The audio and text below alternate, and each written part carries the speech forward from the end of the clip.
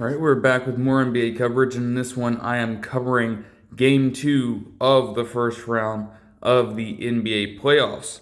And if the last recap was focused mainly on teams protecting home court and winning the first game of the series, getting themselves up with a minor advantage in things.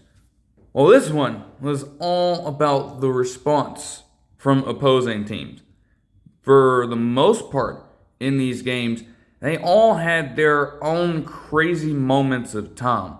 Whether that just be thrilling sequences toward the very end, whether it be a bit of chaos unfolding in the middle of the game before things would escalate even further in later stages, or even just a brief burst of energy from a few teams in these games, leading to some fortuitous run for a stretch of time. You kind of saw how these different teams were coming out and trying to get themselves on the right path in regards to maintaining a reasonable stand in the overall series record. And from there, anything can happen.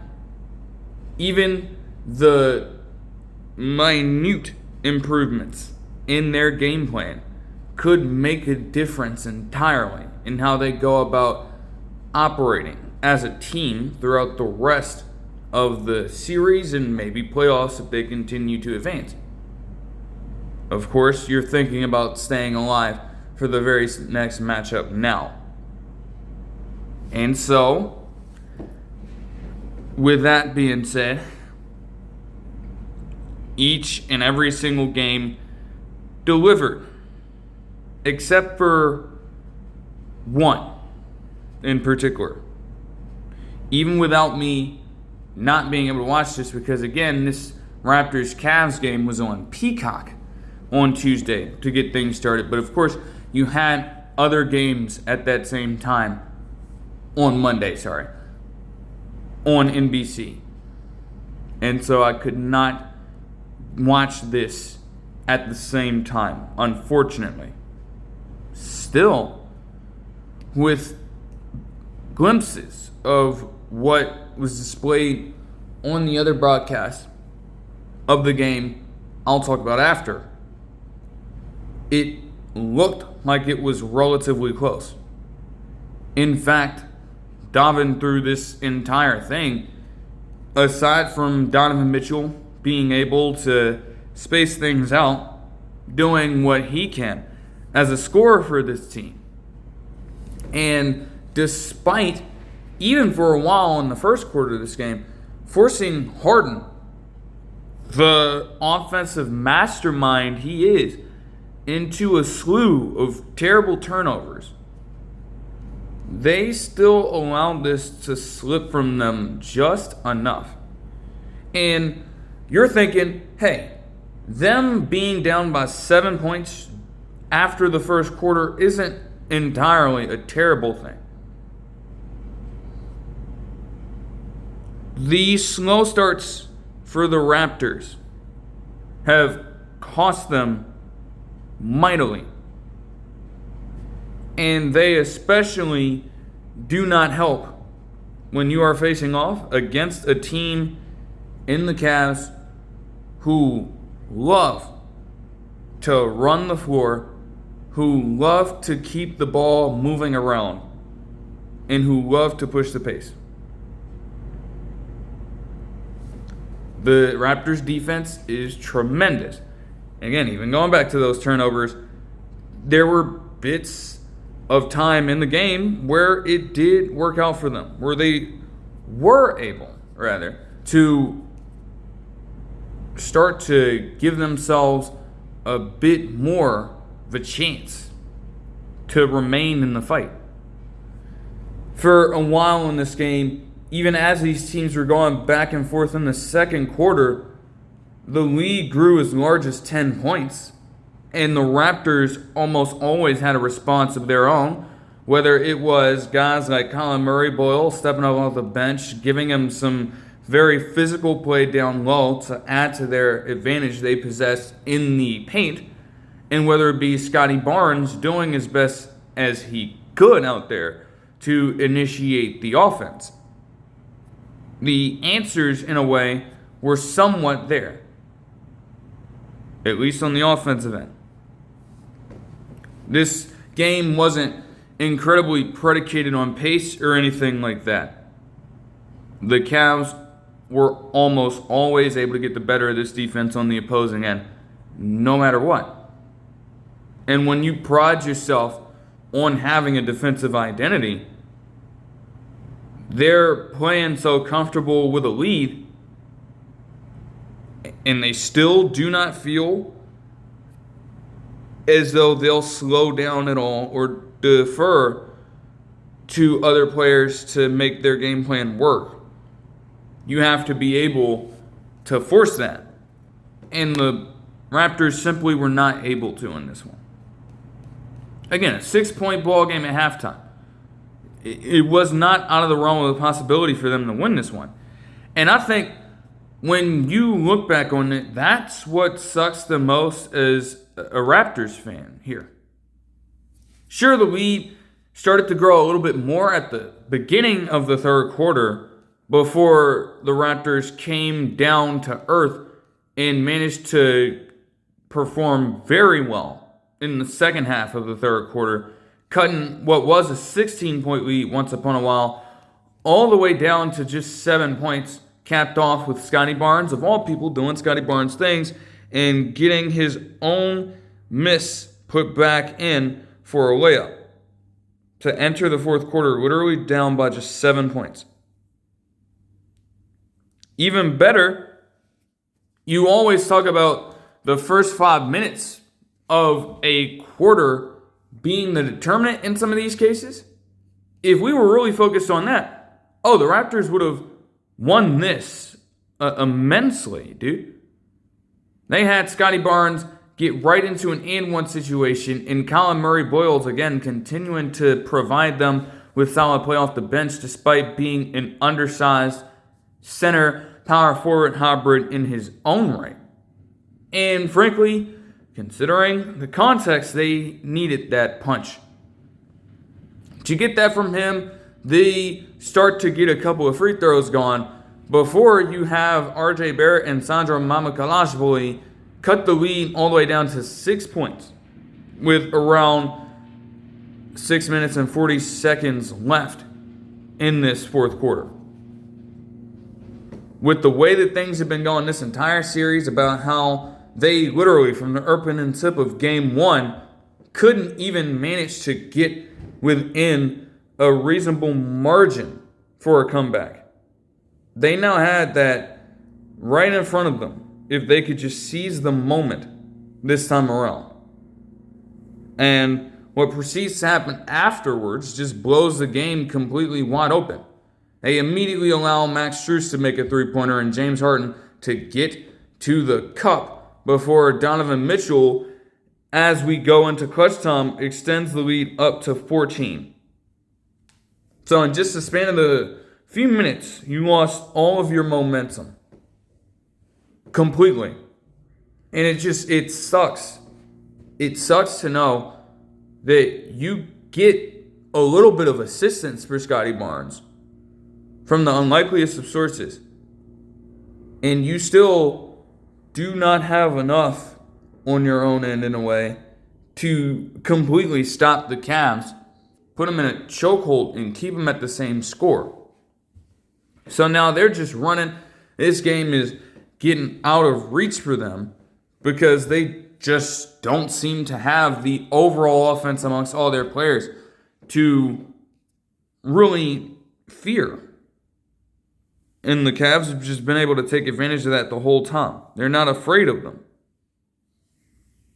They're not willing to run from the opportunity to guard these people. And as a result, in what was a very competitive second round, not to really take away from anything else completely, but the Cavs not only won this game 115 to 105, they are also one of the only teams, point blank period, in the entire playoffs so far to have protected their home court and fully swept these games at home. And that says a lot. I could have thought and believed that this Raptors series was going to be a bit of a challenge for them in a way. If I was believing that, I couldn't be more wrong. Because even when they figured it out for pockets, the Raptors still haven't even had a chance. It's not even like this was a blowout. They were just keeping the lead steady at this point. They weren't trying to lose it, and it never really got to true blowout territory. They just had far more control as a roster.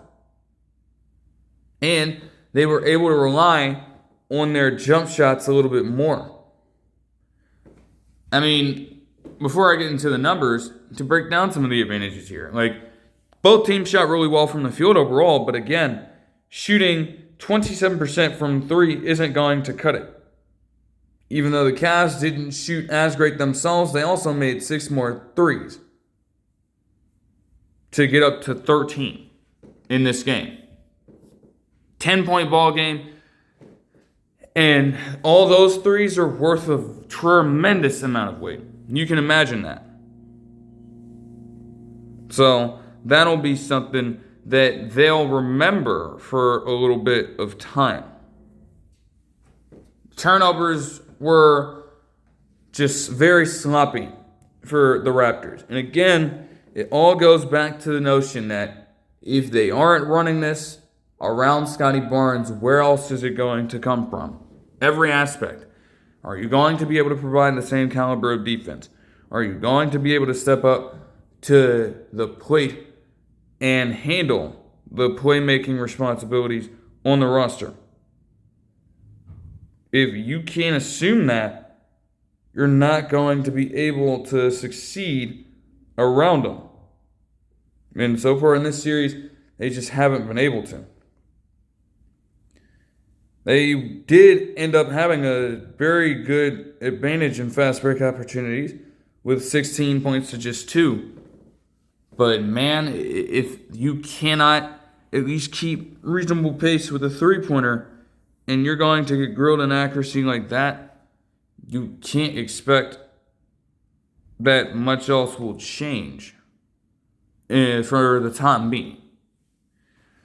But as for the numbers, some people came to show up at least. Yeah, Scotty Barnes, of course, lead the Raptors with 26 points, 5 assists, and 4 rebounds on 11 of 19 shooting. RJ Barrett himself had 22 points, 9 rebounds, and 5 assists on 10 of 13 shooting, which I was actually shocked by a little bit. I'll be fair. Colin Murray-Boyles had 17 points off the bench as well on 6 of 10 shooting.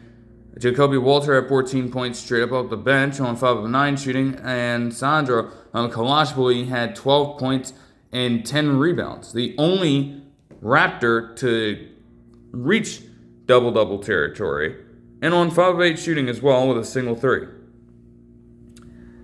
But I didn't mention everybody.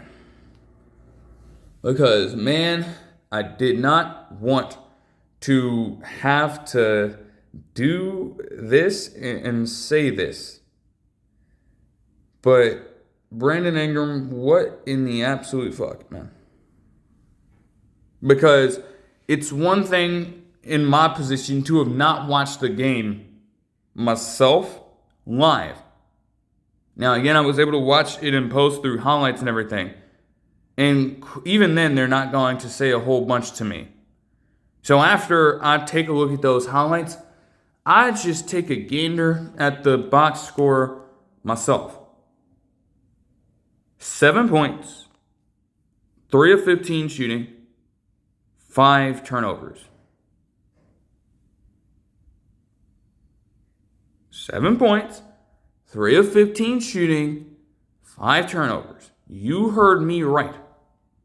And even better, in the highlights as I was watching the condensed version, they mentioned that he started this game like fucking 0 of 6 from the field.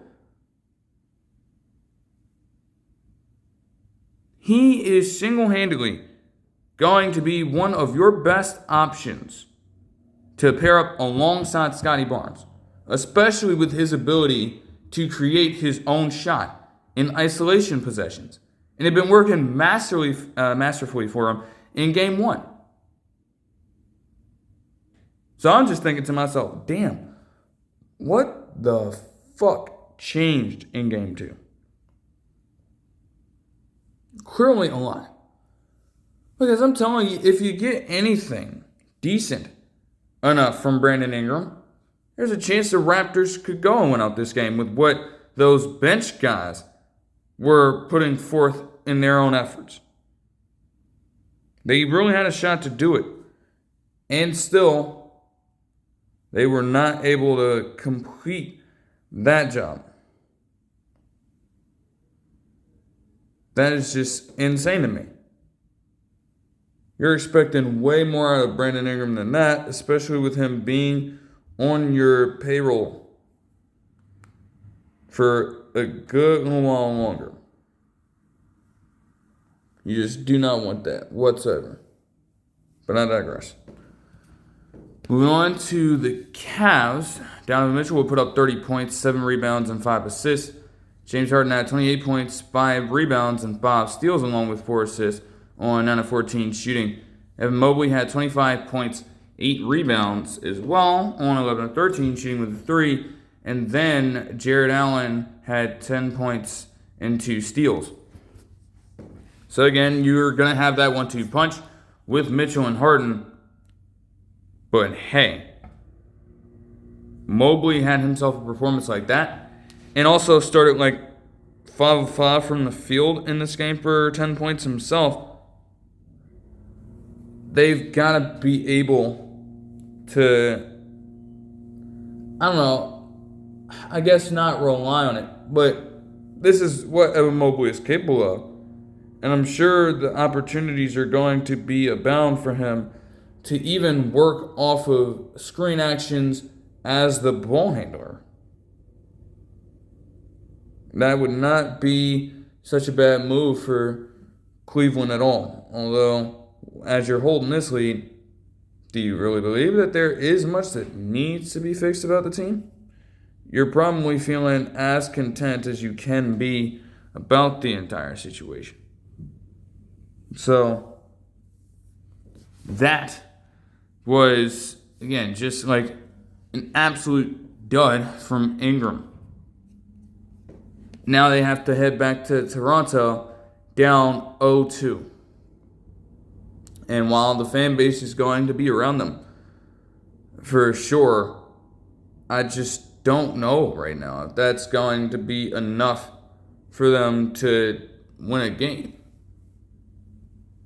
I don't really know if that's going to be enough.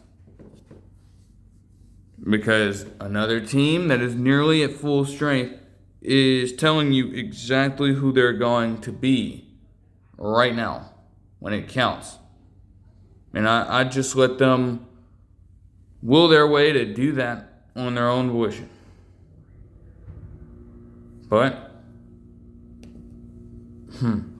moving on next to the Knicks and the Hawks. Coming into this game, I was of the belief that while Game 1 was most certainly a solid win for Knicks, I did think that the Hawks could manage to get themselves one in MSG. And the answer to whether or not they could would take a wild and dramatic way to be found out. Initially, it looked like the Knicks had the utmost control in this game, mainly with them being able to keep Dyson Daniels at odds and in a bit of a bind trying to guard Jalen Brunson early and often. Now, you understood that those screens were going to come still, and at times in this first quarter and throughout the game, Dyson Daniels had the length necessary to stay within at least a reasonable distance of Jalen Brunson and contest shots that way. But there were other moments where Jalen Brunson was able to force the action, take it up right against Dyson Daniels, and make things happen that way. They were able to, on one play early, screen up Dyson Daniels, and he completely lost track of where Jalen Brunson was, giving him a clear path to work with and giving him an easy layup at the rim. And those are the kinds of high-quality looks you're seeking out if you are New York. Anything you can do to get Jalen Brunson on whoever else he views as a mismatch or open space, you're going to commit to that. They weren't shy about it then, and it was leading them to an early run at the time, just belting out to an immediate lead. It also didn't hurt. They were able to force some pivotal turnovers on routine possessions for this Atlanta team, and before you knew it, the score just kept on climbing upwards for New York, as Mitchell Robinson also did an excellent job of controlling the glass in this game. He just set the tone early, and spoiler alert, with what he went on to do, that did not relent. All he did was consistently reel in dunks on putbacks and alley-oops.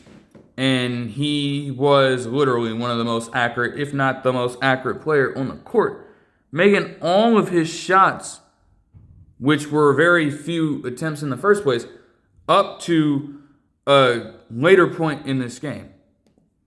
So you're playing with that kind of energy already, eh? Well, that puts the Hawks behind the 8 ball a little bit. And with them continuing to harass them defensively, they ended this first quarter with a 32-23 lead. The key thing for them as well was the lack of impact that Jalen Johnson had in the entire first half of this game. I mean, he was only at like 3 points. He hadn't made a single field goal yet. All of his shots were coming from the free throw line. It was a nightmare scenario for a man in Jalen Johnson who had struggled against New York in Game 1. That aspect of things was not a fluke. And this is where you have to give credit to Josh Hart. I mean, boy, he was still, even being 6'4", still such a fucking defensive force for this New York team. He blanketed Jalen Johnson wherever he was trying to go, whether he was trying to set up in the post and catch it high, or whether he was trying to take isolation possessions and force up shots just to keep some level of aggressiveness going. Hart had his absolute number, and it carried over from his performance against him in the first game. At a point, it felt like if they could completely X Jalen Johnson out of the game entirely, then you gave yourself a grand opportunity to win. Because as good of a playmaker as Jalen Johnson is, they were comfortable with allowing anybody else to set the table offensively. It's not like Dyson Daniels has a threat of a three-point shot, and it's not like other players aside from Daniels and Johnson have enough facilitating ability to become primary ball handlers whether or not they're out there. That was something that the Hawks were struggling with for a while as they were just trying to, again, stay alive, keep this an even series, and prevent themselves from going down 2-0. But they would get some answers. They would have themselves a 13-5 run in the second quarter to bring this lead back over within striking distance for them. And a lot of that, especially as this quarter went on, which they won, is credit to what CJ McCollum was doing. Whether it be leading the transition opportunities as he and Corey Kispert, the Wizards duo, right, get down the court for one during this time. Whether it be him just calling his own plays out and setting up for some very good makes, even at this stage of his career, it kept this Hawks team afloat. Jonathan Kuminga as well, off the bench. he looked a little discombobulated at times. But his ability to get downhill and score with the best of them was also something that this Hawks team desperately came to need after a while. Again, they got glimpses of it in the second quarter to cut this game within as much as a single point. They even were able to tie the game after Jalen Johnson was able to get to the free throw line here. From there, everything went to shit just a little. I mean, don't get me wrong, CJ McCollum was still handling his business, trying to be the veteran presence of this team and the veteran leader that they could turn to for help being a bit more inexperienced in these moments during the playoffs. Still, between having OG Anunoby, for example, just get a crazy fucking three-pointer in the corner with no resistance whatsoever, or whether it be Jalen Johnson going to work in the post and putting up what for him seems to be an easy shot, that momentum was starting to fade just a little bit more. And eventually with Mikal Bridges somehow double clutching and pump faking himself into a floater at the end of the half, they were up 61-54 at that point of time. Now, the second half in a game like this is going to mean everything. You have to be able to make those adjustments late because you don't want the Knicks to continue turning up the heat on you. You also want to make sure that your star players are performing. And that was not the case throughout the first half for either of their core three. I'm not going to say big three, but core three. McCollum himself had 11 points in the second quarter. So again, keeping them steady, giving them a vocal leader as well to play off of and model after. Not half bad at all for a much older player. In fact, aside from a guy like Cam Payne, he may very well be the oldest person playing in this series. So do with that what you will. But I digress. All others, whether it be Jalen Johnson, Dyson Daniels, or Nickeil Alexander-Walker, they were combined 5 of 21 shooting. They could not find open shots from deep, and Dyson Daniels was so anemically bad at doing so that he wasn't even willing to take as many three-point attempts, which is typical for him. You can't have your main guys, all of who are top three in a way, on this team in scoring. You can't be having all three of those guys go on an absolute slump when it comes down to, again, at least evening up the series. You needed a much better second half from each and every single one of them. And if you were the Knicks, again, keep those guys on ice. Because the fact that they're still in this game is a miracle. Sooner or later, those shots for other role players may begin to wear off. The entire third quarter was back and forth as you had multiple 7-2 runs for both teams taking place during this time. You know, one is going to have the answer in a way, but they always had the counterpunch ready. And you started to see Jalen Johnson get a little more comfortable from the field. In fact, on one play, he was able to back down Karl-Anthony Towns, and he drew enough contact on him with pushing back, throwing up a fade away shot, and getting the and one to boost the confidence a little bit, right? You see that first one drop, and the wave for him was starting to precipitate just enough to add a bit of life into this team. It started to swell up, though. They'd mentioned that Karl-Anthony Towns had been a constant thorn in the Hawks' side, and man, that did not change in this game. He went off for 14 points in the third quarter, just lighting it up all over and then also contributing to one of the luckiest passes I've ever seen. There was a scenario where the ball's just coming out of his hands, and for a second, it appears to be a turnover.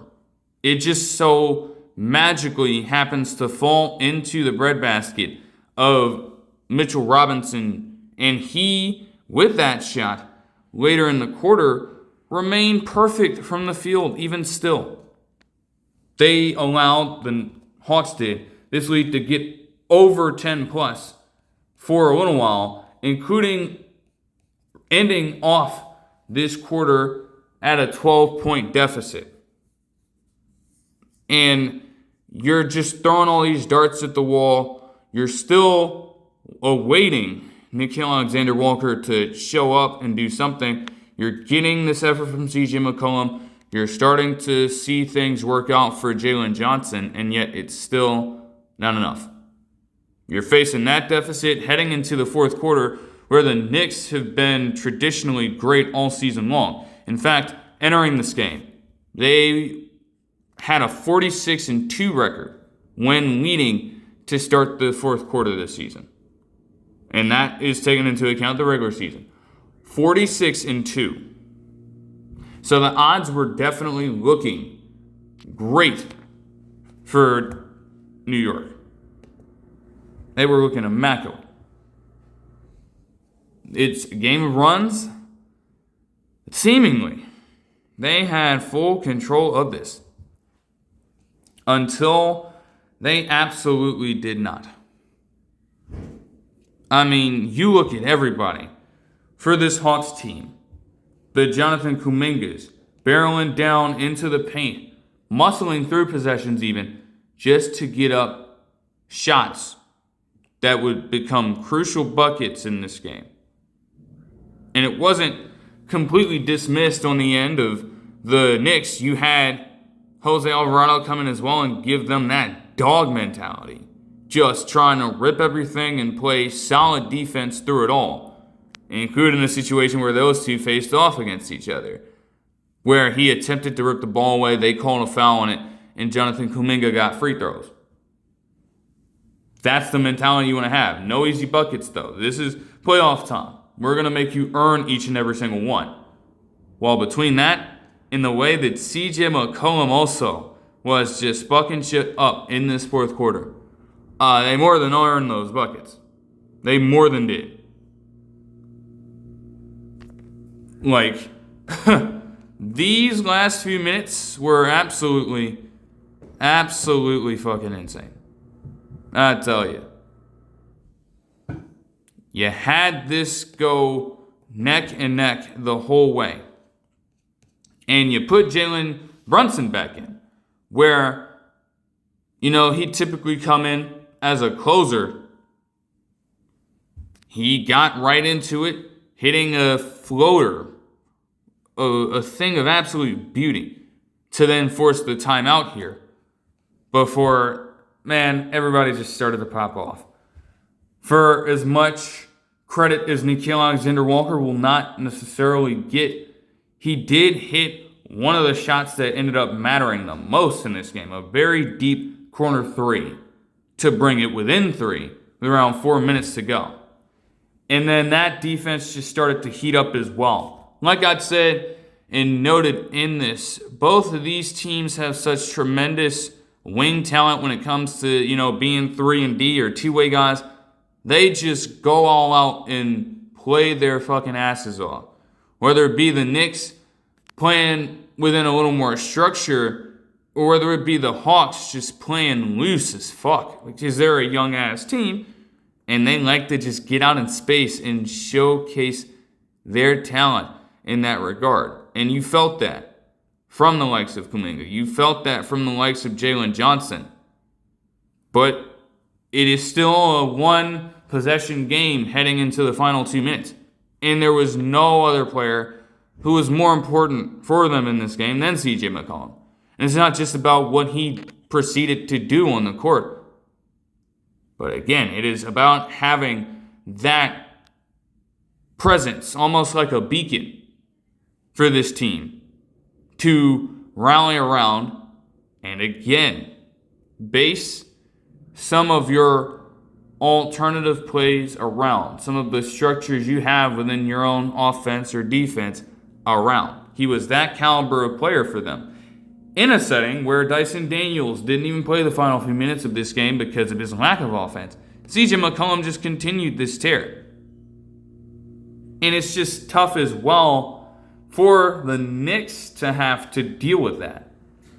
But I'm not going to lie to you, man. Man. What to do if you're the Knicks?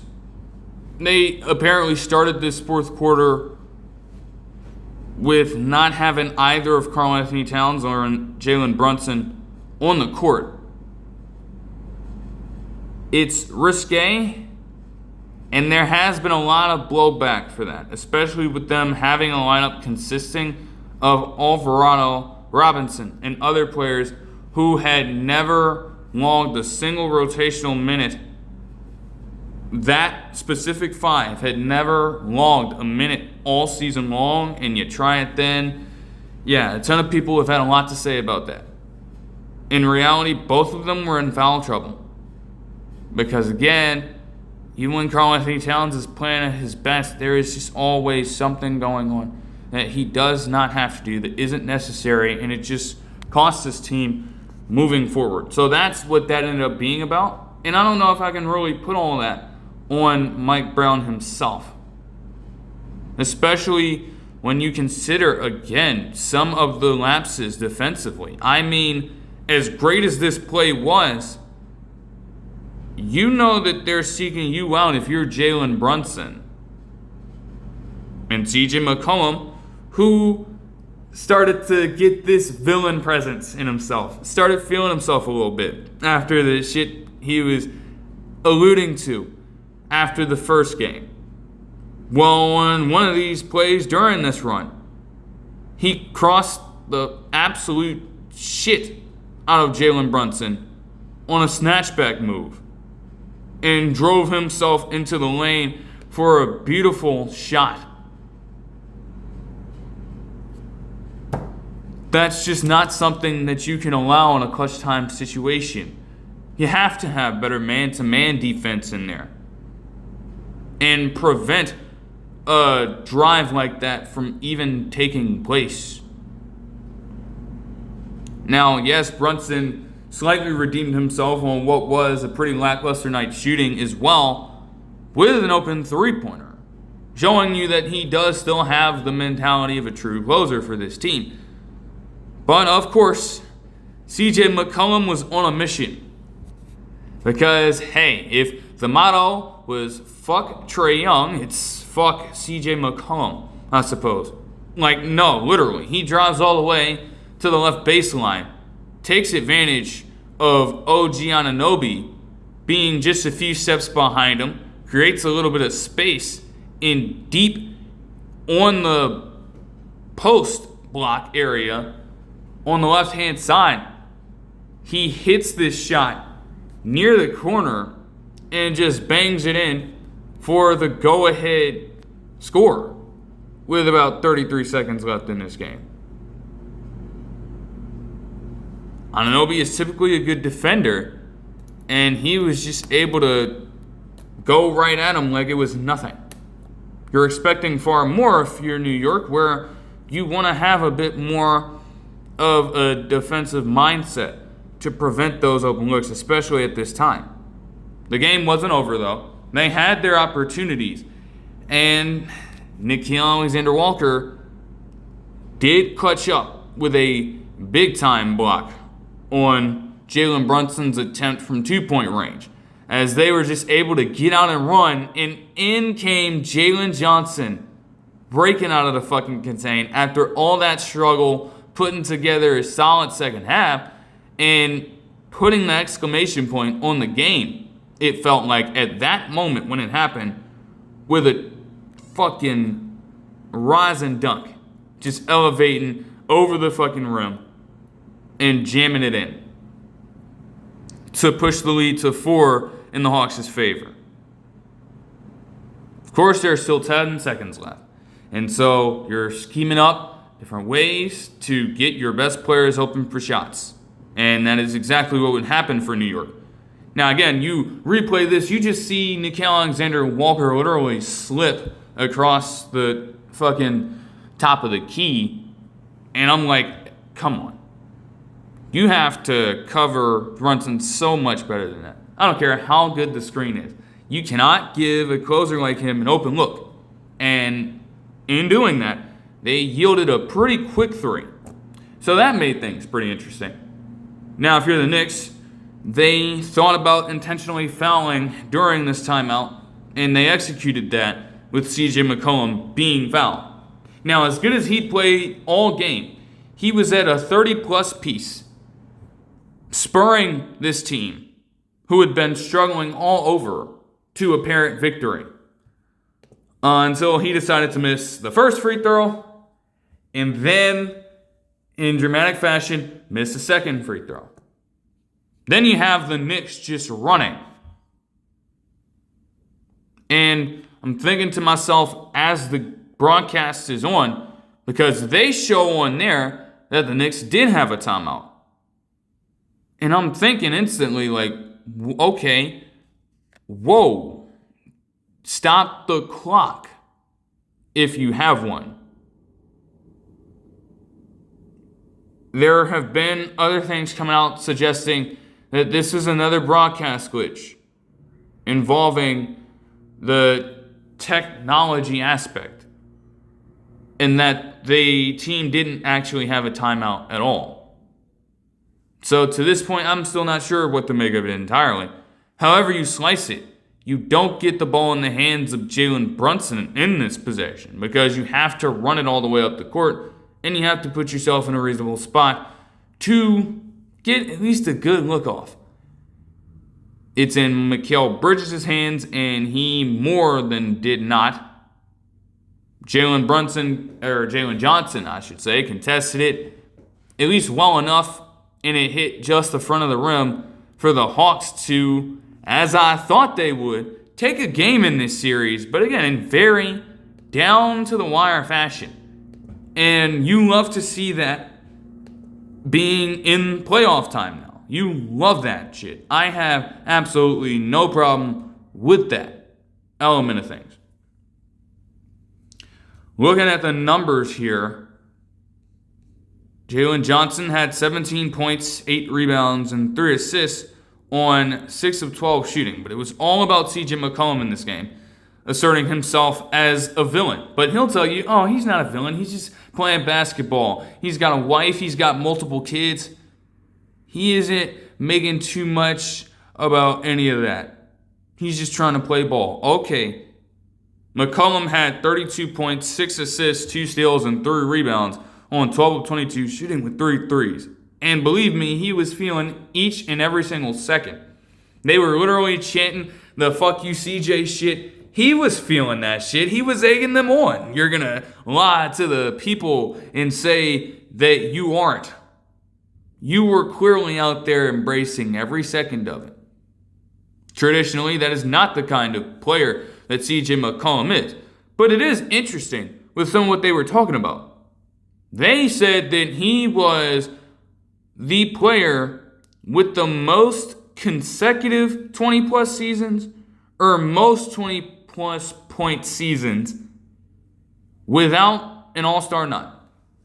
Now, again, context matters.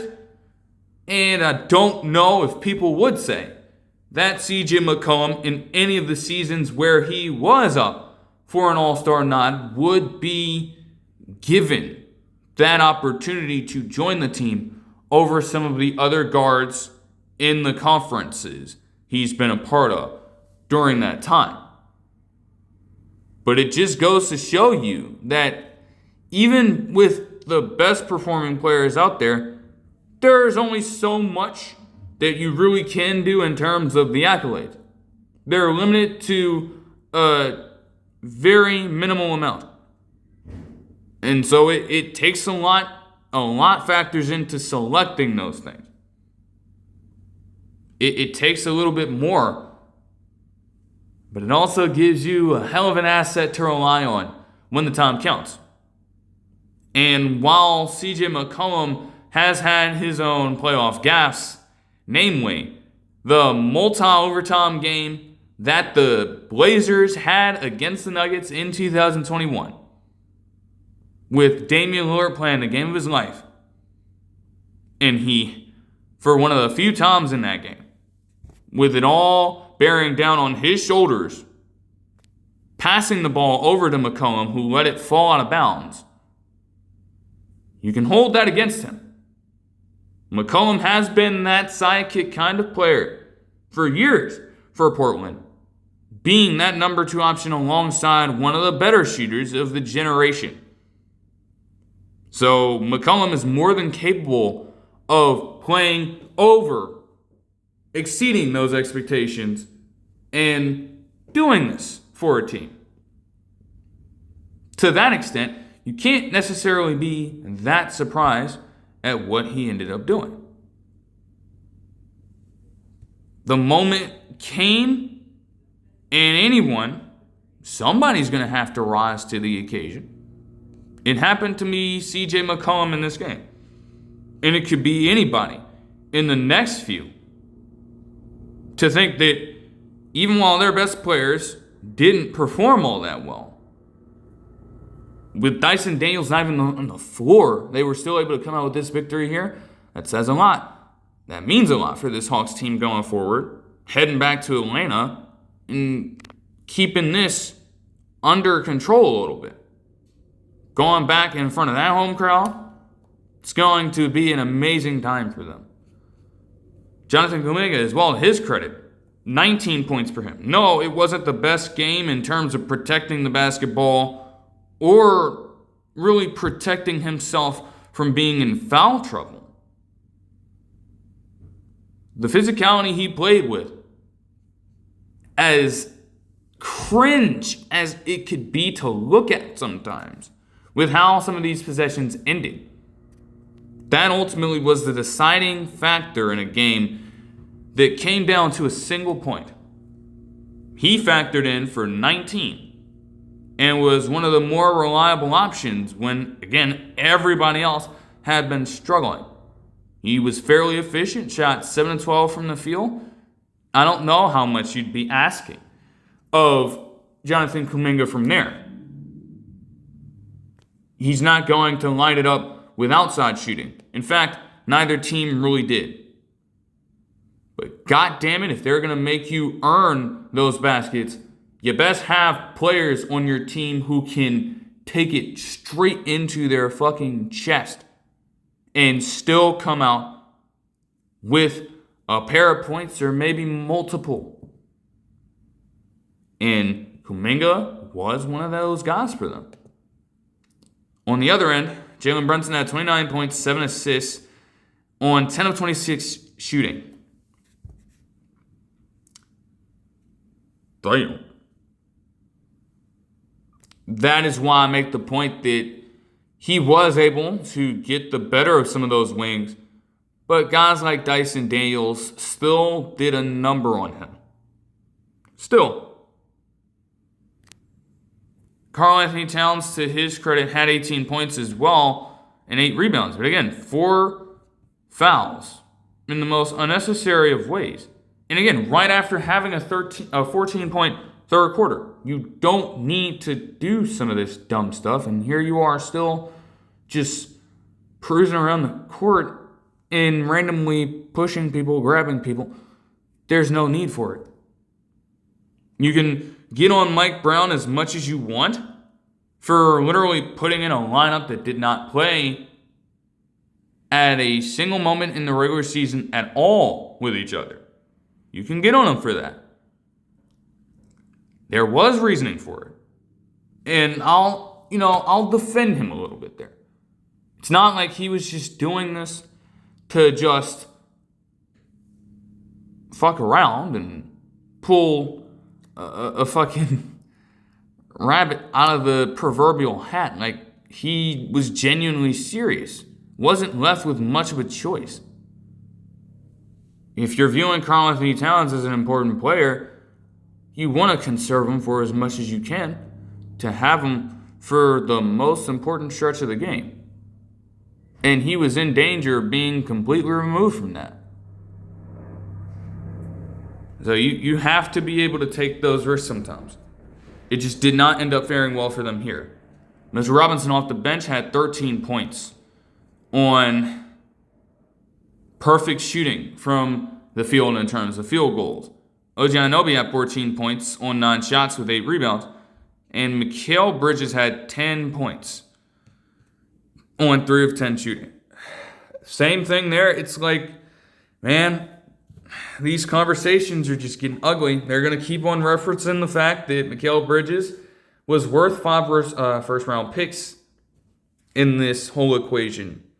They're going to keep referencing that. It's tough to continue harping on that point. I think in this context, you're just asking Mikal Bridges to do what he did for the Suns in 2021. Exactly that. By no means does he have to go off and be the leading scorer for every single game like he's back in Brooklyn. He is brought in specifically as a 3-and-D specialist. Got to shoot better than 33% from the field moving forward, heading into Game 3. And that defense for the entire team has got to be consistent, which has been one of the issues. The only reason why they were able to find their footing as a team in that regard was because, again, for a good stretch of the back end of the season, they had the lightest and easiest schedule by win percentage. The easiest one. You don't want to lose your positioning on the back end of the season. It's moments like those still that test you and prepare you for battles just like this one. You got so comfortable being that far ahead, and you found numerous ways to fuck it up, then did not have a proper counter move to that once the lead was lost. So situational basketball in this one is again going to matter still. They have to take that into account as Game 3 will take place later on today on Prime, which again I don't have. But it should be exciting, honestly. And that's before, spent a long time on that one. Gotta be a little bit briefer, I'll say, for myself. But no, that game was legitimately good. Just like this one. The Timberwolves and the Nuggets, man. Now, hey, I watched part of the rest of the first quarter all the way throughout because I missed it. And it just got worse from the second I began watching it intently. It was an 11-12 ball game. Just think about that. It was an 11-12 ball game. And in the span of just a few minutes, the Nuggets completely wiped that out. Completely. You want to know how crazy this shit was? Apparently, there were 4 4-point plays throughout this early stretch of the game for Denver, including 3 in 4 possessions. 2 from Jamal Murray, who already had 11 points in the first quarter, and then another from Tim Hardaway Jr. to put Bones Holland in foul trouble early. Like, it got so bad that you had Anthony Edwards approach the damn refs talking about, hey, stop calling on this shit. Look, I know there isn't a lot of space that they're giving up on their shot attempts. But that's for a reason. We don't want them to get free shots at the fucking net. We want to make it difficult for them. Not everything's a fucking foul. Ironically enough, that stuff began to wear off as the rest of the game went on, I guess. Taking that into account, even though there were some pretty obvious ones. But I digress. For the moment, This was all Denver. I mean, you don't get much better than a 26-4 run. Foreshadowing, actually. I'll put that in there now. Foreshadowing. Just think about that. 26-4 run during the first quarter of this game. It does not get much better for a team than that. You have to have so many things go your way, especially as an offense, while also keeping the same level of intensity and discipline on the defensive end to force miss after miss after miss. And this was what the Nuggets were doing, regardless of what Jaden McDaniels wanted to say after the game. There was a world in which this was going to get absolutely out of fucking hand. And then, man, hey, Tim Hardaway Jr. was definitely feeling himself. Let me see if I can find this. Because, man, this, bro, oh my gosh. Like, this, man, you get later towards the end of the first quarter. So Julius Randle promptly bricked a fucking three-pointer. And then you have this ball traversing towards the out-of-bounds line.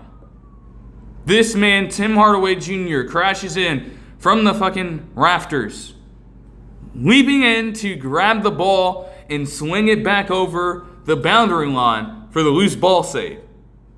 Then it doesn't materialize. It leads into a turnover, heads back into the Timberwolves' direction after Bruce Brown himself turned the ball over. And then somehow Tim Hardaway Jr. gets back in perfect position to draw a charge. And he does. They give it to him. It's the right call. Once more, Bones Holland is in deep foul trouble already. And this man, Tim Hardaway Jr., just starts spazzing the fuck out on the court. He is absolutely rolling off the fucking drugs. His energy is infectious as he just does this crazy motion on the ground. He can't be fucked with in that moment. They have to wait just a few seconds to pull him up. That's how much he's feeling it. And again, you understand where he's coming from. You're talking about a loose ball save and a fucking drawn charge in a matter of a single possession. You can't say, especially if you are a defender by heart, you would certainly be hyped up by something like that. And I can't blame them. I'm just like, bruh, they have already looked at that specific clip right there, and they have gone to work on the internet, using it in all these posts. They've already jiffed this. They've already jiffed this shit. Already, as we speak. And this wasn't even a few hours later when I'm first seeing this just circulate. Again, you respect the hustle. You gotta love the hustle. That's what the fuck the playoffs are all about. In just a span of a couple games, you're already getting moments like that some teams and some fans, a lot of fans, have been waiting the entire regular season for, because it had been lacking. Especially when you're going into the tanking aspect of things. Those are the moments that a basketball player lives for right there. So again, take that away from Tim Hardaway Jr. Just like, damn, that is kind of funny. But that momentum eventually began to flip, even though Tim Hardaway Jr., a man who had recently been named a Sixth Man of the Year finalist for the award, was still hitting his shots at a very high level. And with this kind of Denver offense performing at that elite level on that kind of accuracy, they were primed in a way to dog walk the fuck out of this Minnesota team. But akin to how things traditionally go, when these two teams face off against each other, they always find a way to devolve into something truly cinematic. And what you saw in the second quarter for this Timberwolves team was an entire identity shift. Entirely. Anthony Edwards was starting to assert himself more offensively, whether or not he was rolling out there with an injury. You had Rudy Gobert actually doing a solid job guarding Nikola Jokic. They were a much better defensive team, just playing sound and true to their identity. And it allowed them to rally all the way back as they found more offense from a few of their guys. Ayo Dosunmu coming in, providing some quality three-point shooting. Dante DiVincenzo coming in and providing some quality three-point shooting. And it was starting to overwhelm this Denver team.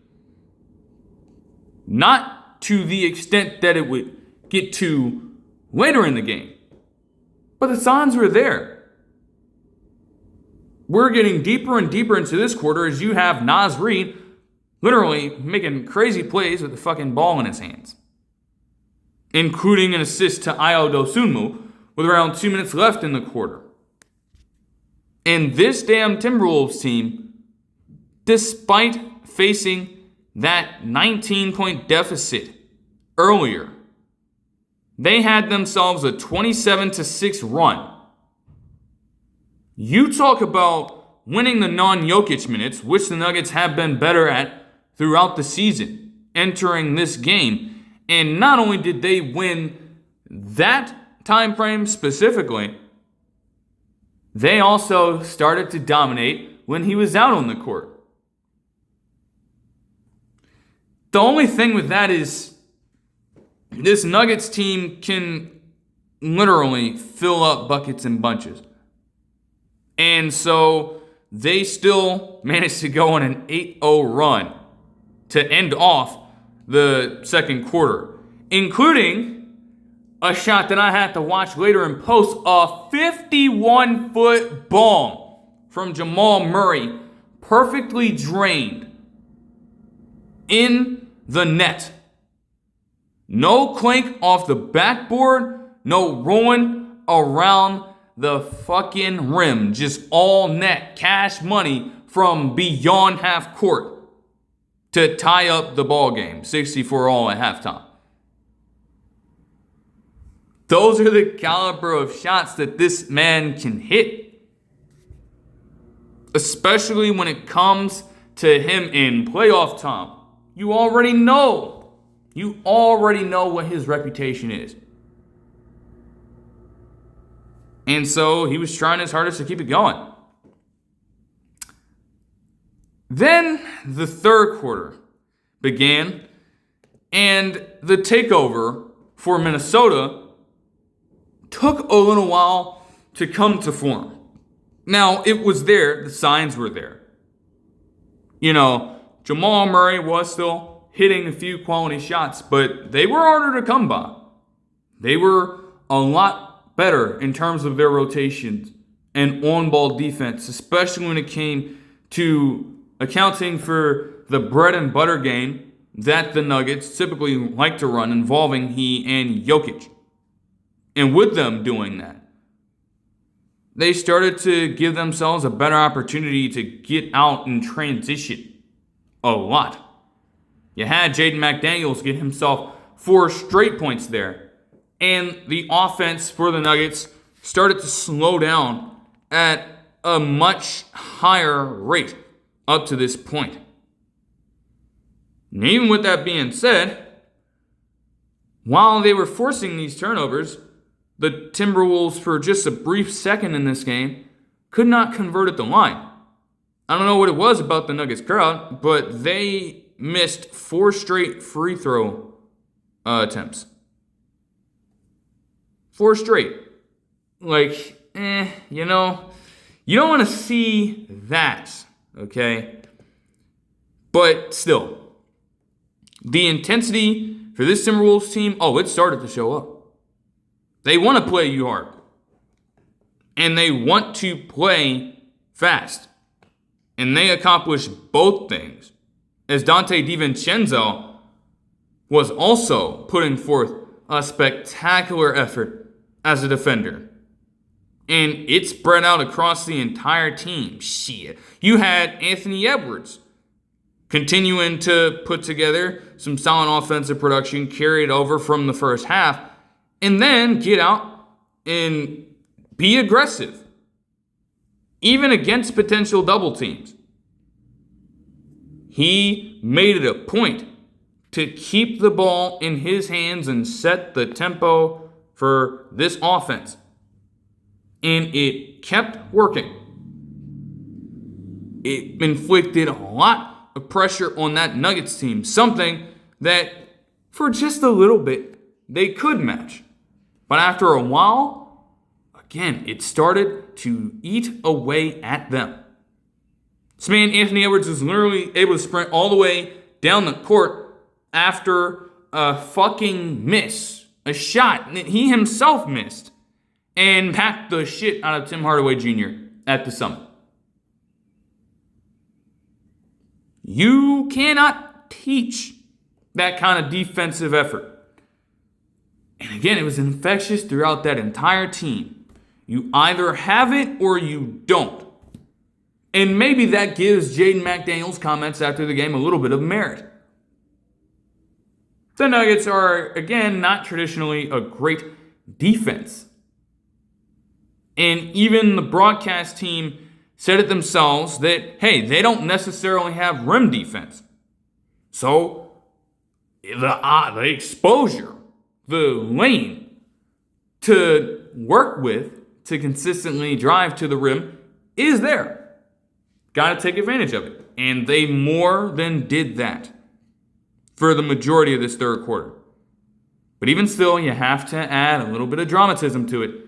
In the Nuggets, with Cam Johnson being a pretty reliable force for them, we're still able to go on a 10-2 run during this time, as Jokic also decided to throw up a sky hook in homage to Kareem Abdul-Jabbar for 16 third quarter points. Jokic hadn't had the hottest start in the game, which again didn't really matter all that much to me. He didn't have a single point in the first quarter, but they were up by that much. Then as the game is getting further within reach, then you're cautioning things because you want Jokic to step it up. They said it was only a matter of time, and boom, there you go. So it all came down for the fourth quarter. The all-deciding fourth quarter. Who would come out on top in this one? Well, everything the Nuggets were trying to run slowed down. And it's not to say that other players weren't stepping up for them. They were. But of course, we know that this team goes as both Nikola Jokic and Jamal Murray do. It's nice to see Cam Johnson get himself nice cuts on backdoors, and same for Christian Braun to get buckets that way to help the Nuggets maintain a very small lead during this fourth quarter. However, the main two, Murray and Jokic, were non-factors essentially in this fourth quarter, as Anthony Edwards and Julius Randle and the Timberwolves as a whole, they were able to outplay them when it mattered the most. They brought this game to clutch time. They made the elite shots. They went on the small spurts of runs to again take advantage of lackluster transition defense and make those plays to their benefit. You still had DiVincenzo hitting the clutch time shots. And before you knew it, the Timberwolves had themselves a short lead, punctuated by Rudy Gobert, of all people, on a putback posterizing the shit out of Nikola Jokic. As maligned as Gobert rightfully is, when it comes to some of his defense, especially in playoff settings, and especially in man-to-man matchups, he actually played very well down the stretch because Jokic could not do a damn thing. He could not. He was there with him the whole way. Whether it be him getting blocks, forcing steals, or just altering the shot. He was a true defensive force. And you finally got to see, hey, now I can understand why this guy is a 4-time DPOY. If he is doing that consistently against Jokic, the Timberwolves are going to have an absolute chance to win this series. Even my thinking watching this was that, he's going to fuck up at some point because he never does this, okay? He never does this consistently. He's going to fuck it up at some point. He's going to blow an assignment, and he's going to allow Jokic to do what he does best. That didn't always happen. It did happen, though. It did happen. By that point, Dante DiVincenzo extended the lead out to 4. And that was after Aaron Gordon hit a very clutch three-pointer for them, I might add. Just adding to the importance of the overall moment, as we were now nearing a minute in this game. They called a very delayed screen, and Nikola Jokic was able to use some athleticism and get up and get instant revenge on Rudy Gobert in that moment. He posterized the shit out of him too. Even at a larger weight. A man who rarely jumps as it is said, enough of this shit. I want my get back. And he did get him. Tough as that was, the Timberwolves were still up. They were. Brutal thing for them would occur on the next possession, because there was a travel call on Anthony Edwards, giving them the ball back instantly with an opportunity to tie the game and send it to overtime, or take the lead and put all the instant pressure on the Timberwolves to respond. And you got a pretty interesting scenario here, because they set it up to where a screen is called for Jokic and he slips out with a clear path to the lane for his standard. Sure, Anthony Edwards does eventually barge in, trying to make a play to contest a potential shot attempt or close off the passing lane. But it was there. It was in Jokic's hand. We know how great his floater and how accurate his floater typically is. And there was a real opportunity for him to shoot it there, which I thought he was going to myself watching it live. Then he underhand tosses it to Christian Braun.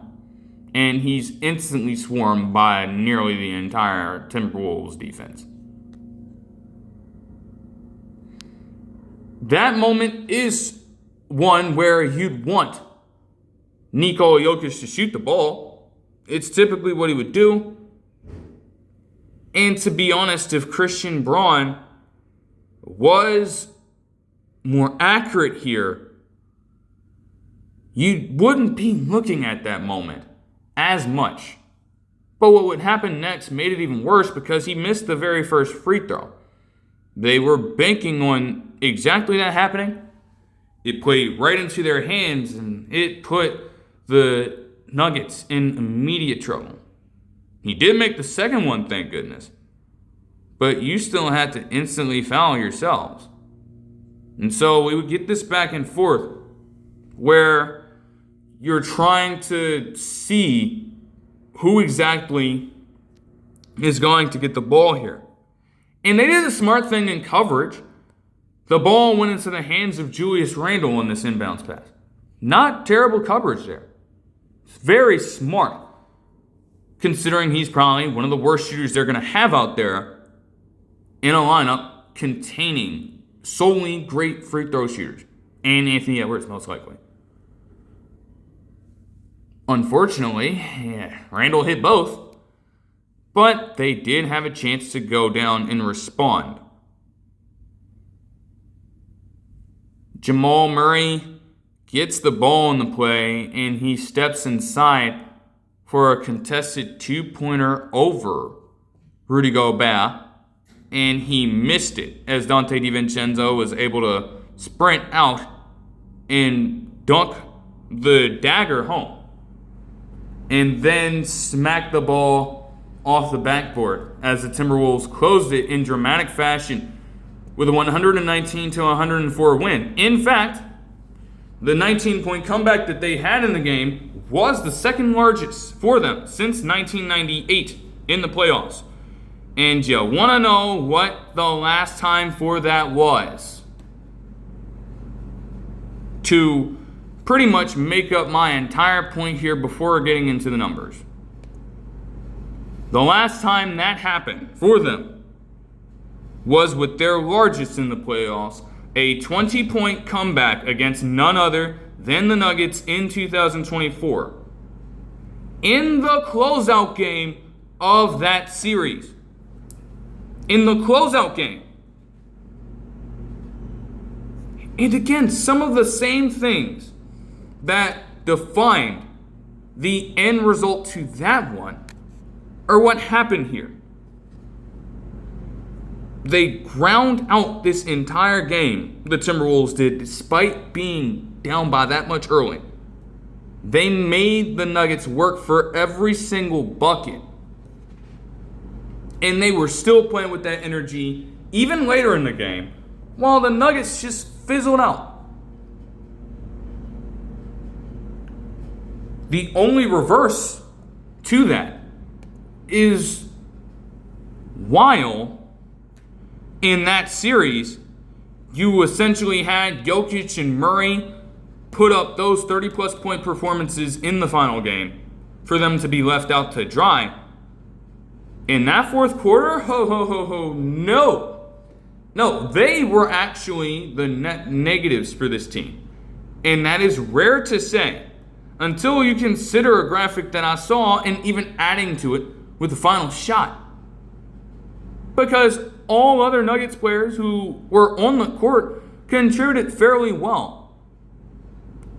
Jamal Murray and Nikola Jokic were combined 2 points on 1 of 11 shooting in the fourth quarter of the game. And as great as those guys are as players, that is not acceptable.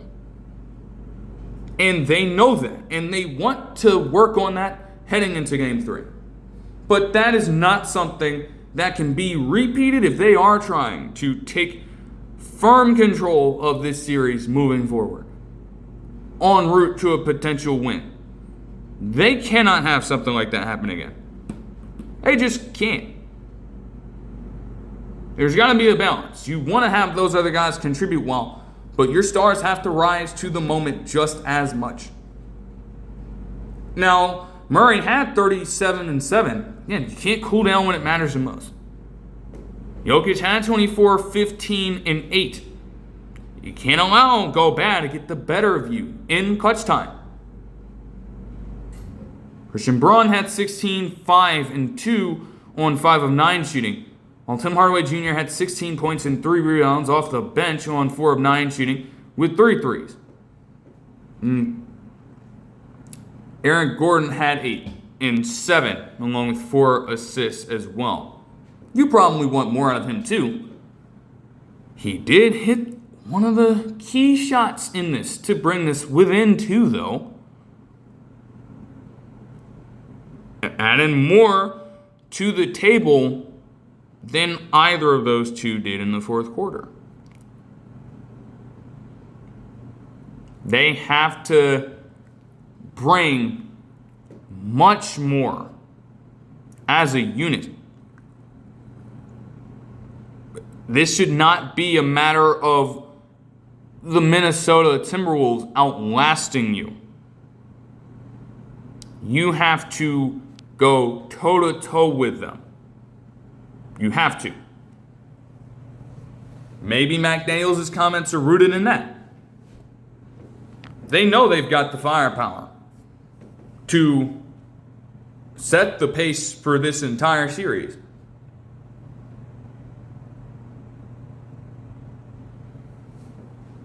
If you get a lead on this team, you have to maintain it. Can't give them extra shots at life here, and they did exactly that. For the Timberwolves, Anthony Edwards had 30 points and 10 rebounds to lead on 10 of 25 shooting. Julius Randle had 24, 9, and 6 on 7 of 14 shooting with a pair of threes. But you had multiple players step up. It was Jaden McDaniels with his 14. It was DiVincenzo with his 16. It was Reed with 11 and 9 off the bench. And it was Bones Highland with 13 points in 10 minutes despite being constant foul trouble. Went up to 4 in this game. And he still went out there and gave him a good spark off the bench.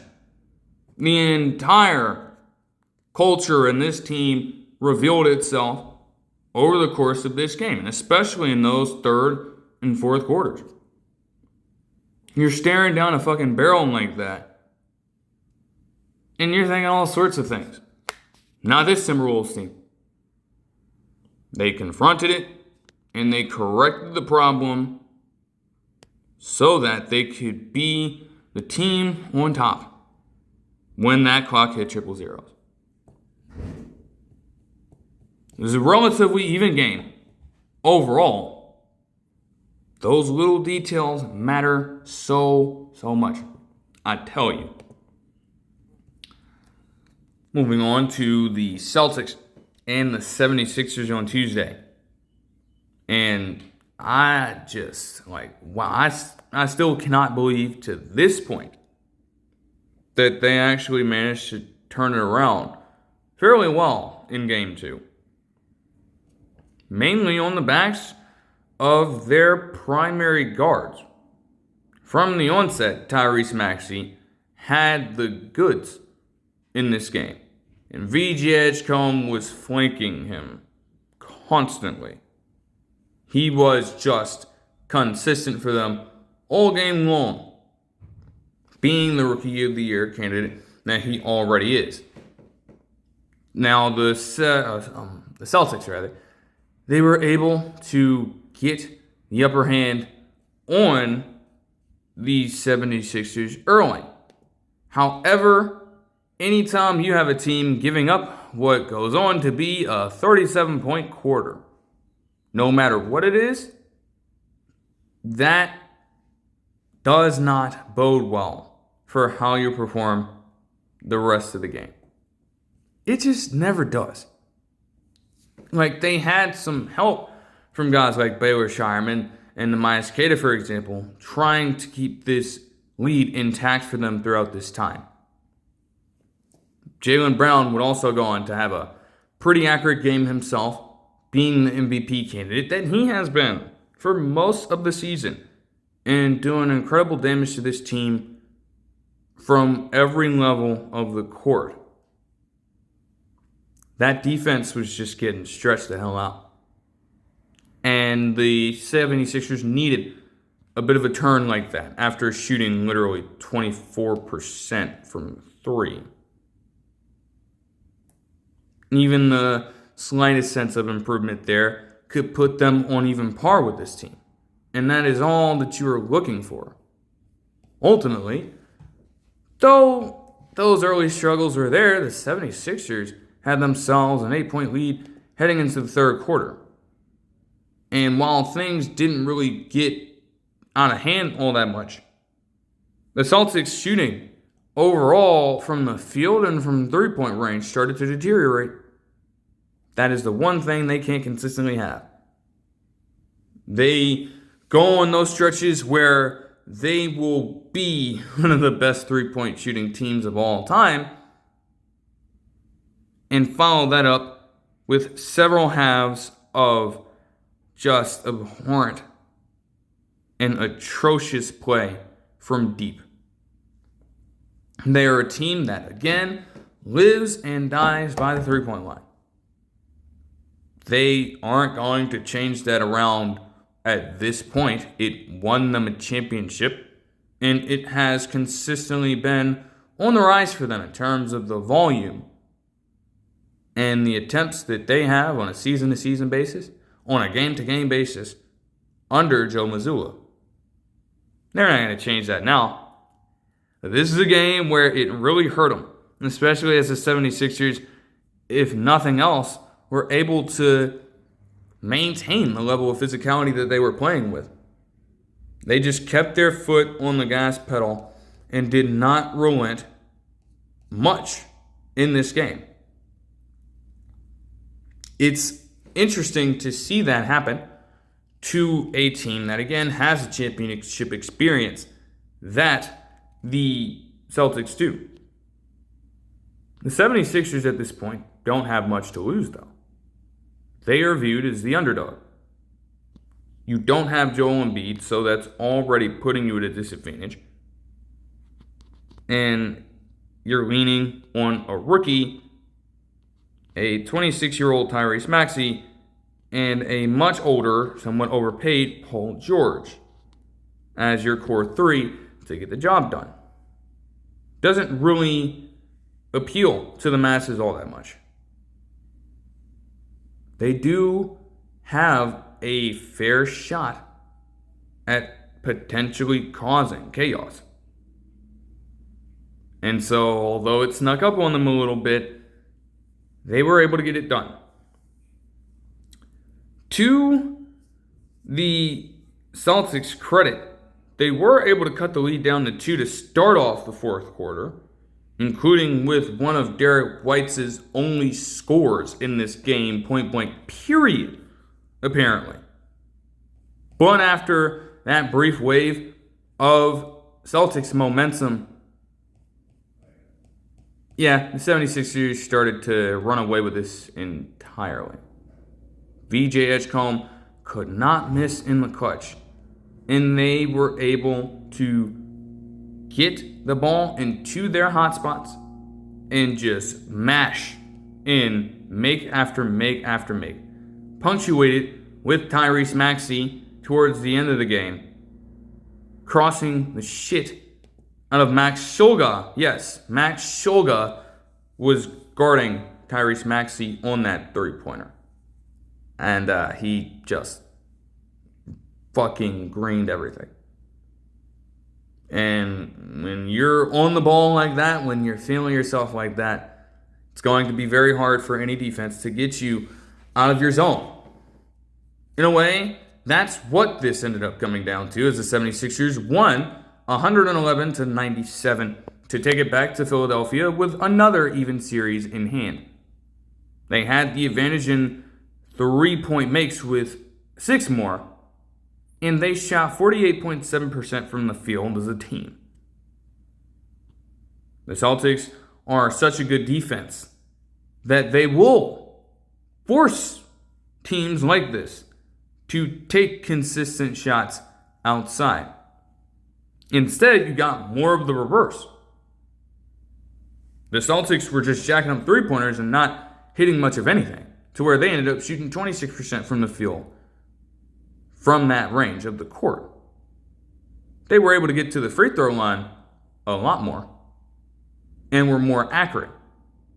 They were more aggressive on the glass, and they were able to force some contributions on the turnover end. But that stark difference in three-point percentage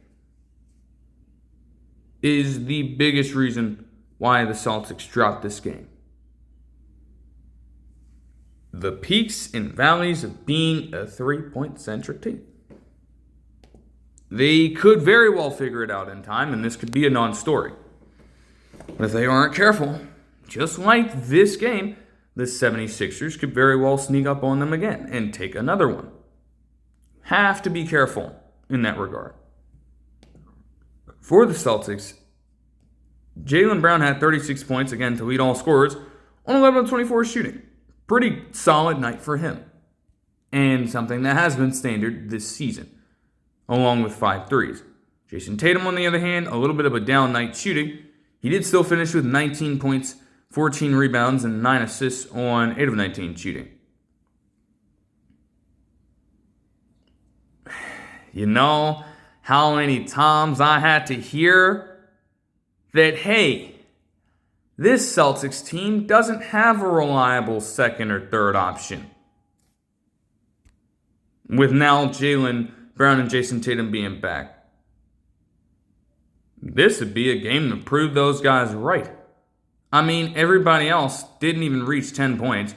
Vucevic had 9 off the bench. Keita had 8. Derek White took 12 shots and ended up with only 8 points. I mean, geez. Like, what? No, you need somebody to take the burden off. You can't just ask that. We said the same thing with the Nuggets, and this game was closer. Consistently. You need much more consistency on that front. Much more. As for the 76ers, a great game for BJ Edgecombe. He had 30 points, 10 rebounds in this game on 12 of 20 shooting with 6 threes. I think they were saying he became the youngest with 30 and 10 in a playoff game. Or I think the youngest with 30 points and 10 rebounds. At least one of the first players to do it since Tim Duncan. So that's pretty good company to be on a milestone with. And I mean, he deserves that. Yet, these people, again, said at the draft, hey, his shot's going to be a problem. There you go. In one of the bigger games of the season, to avoid a 2-0 deficit, he did that. And his three-point shot has been pretty solid all season. And he can still use that athleticism to his advantage. You're just dealing with a very dangerous all-around player here. He didn't even have to get to the free throw line. Just 30 points of straight buckets.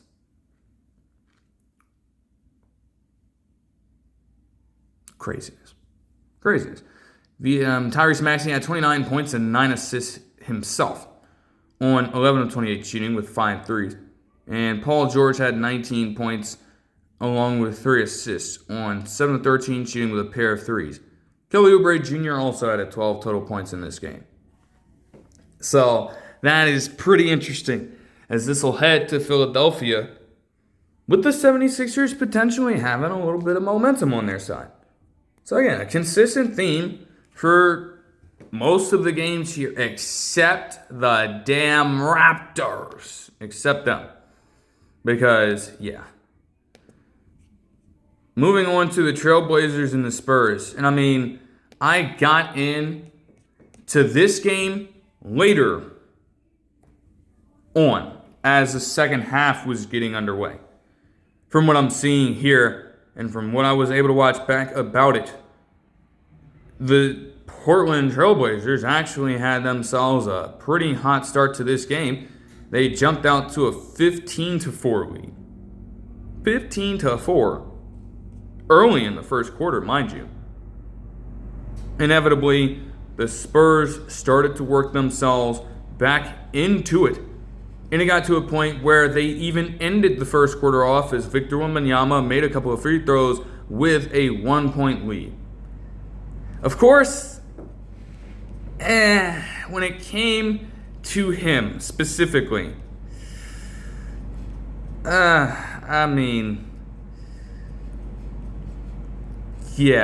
he underwent a very brutal concussion. I didn't even want to take a look at it in real time, and then I came across it as it was on the screen, and I'm like, oh, fuck, that's bad.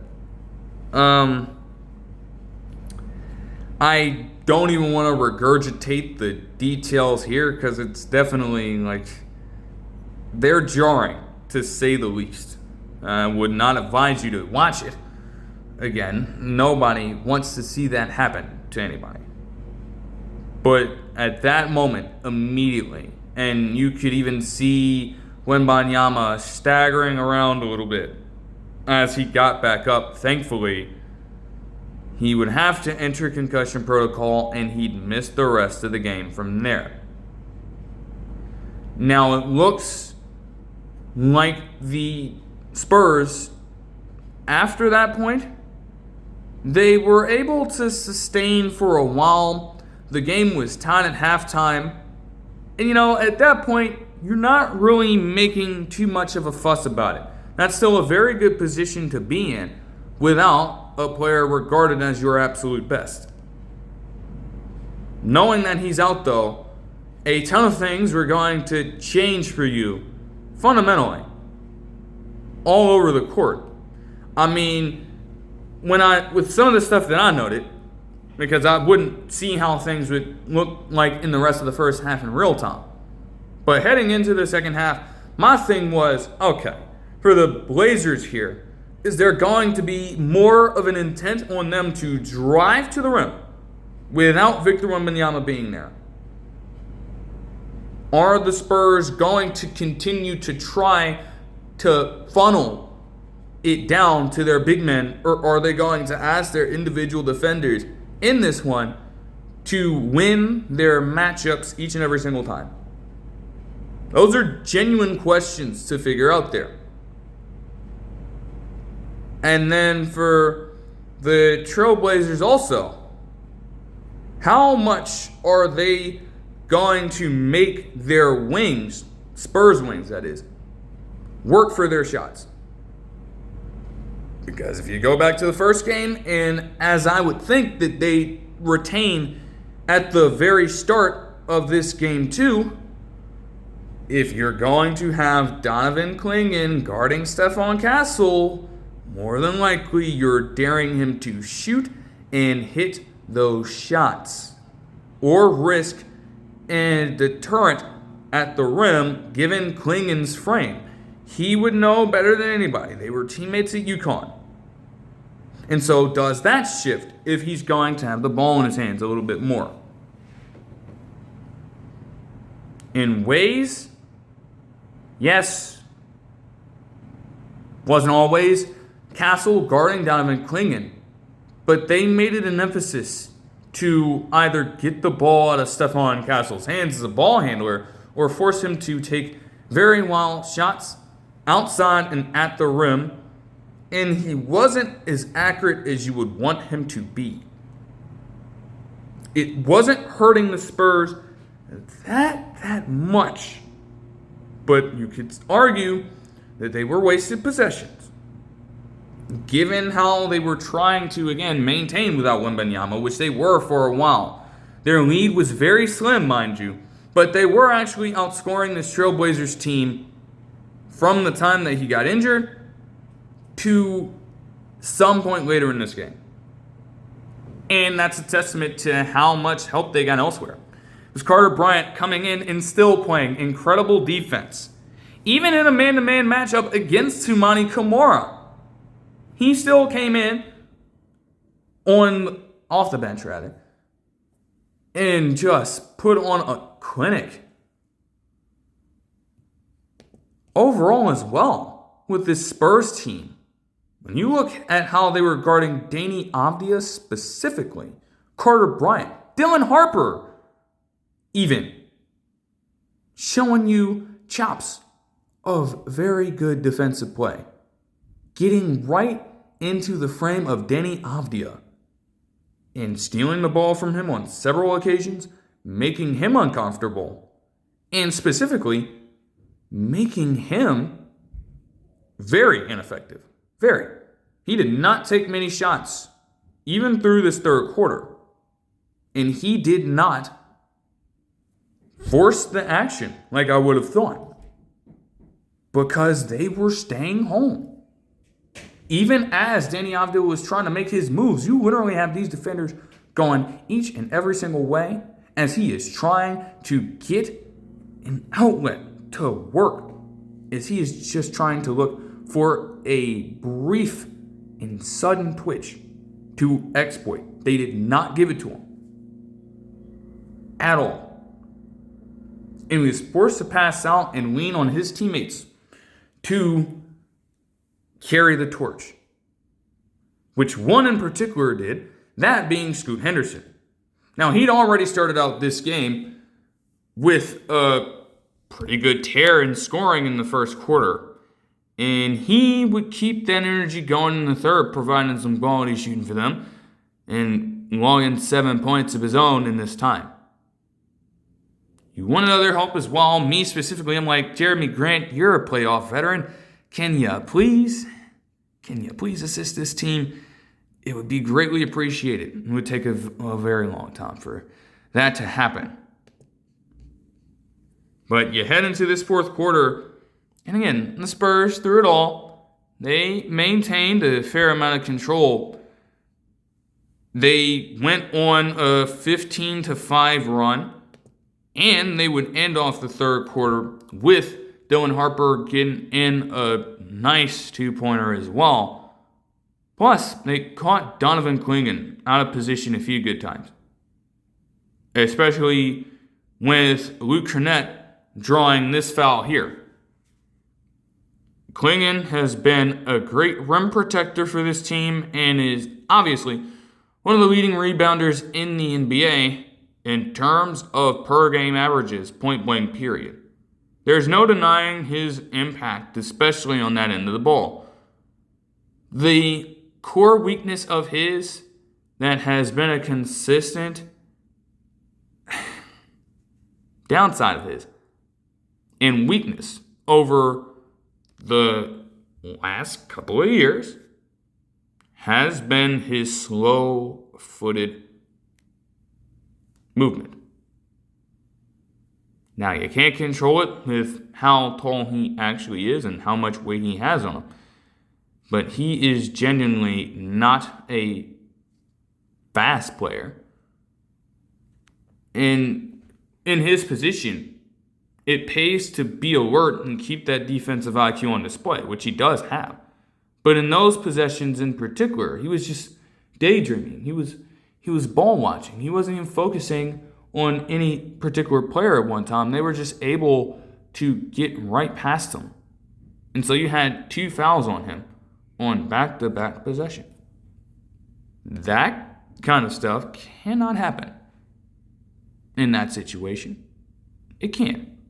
On top of all that, with them being able to force a few turnovers as well and use their speed to their advantage, it eventually got to a point where Luke Cornett and Stephon Castle were able to combine on yet another fucking lob pass. And he would draw an and one to bring the lead up to 14 for the Spurs at the 8-minute, 33-second mark of the fourth quarter. Just like that, even without their best player, it was looking for a brief second like San Antonio was about to close this and go up 2-0 in this series. That was before everything started falling apart. And I mean everything. Drew Holiday started the cause of the trouble with him getting active on defense and forcing an immediate turnover to bring Toumani Camara wide open for a three-pointer that forced an early timeout. Within just a minute of that, and the Blazers team as a whole, after they'd struggled to really space the floor in Game 1, it was much improved for them when it mattered the most. Because from there on, you had Drew Holiday get some in.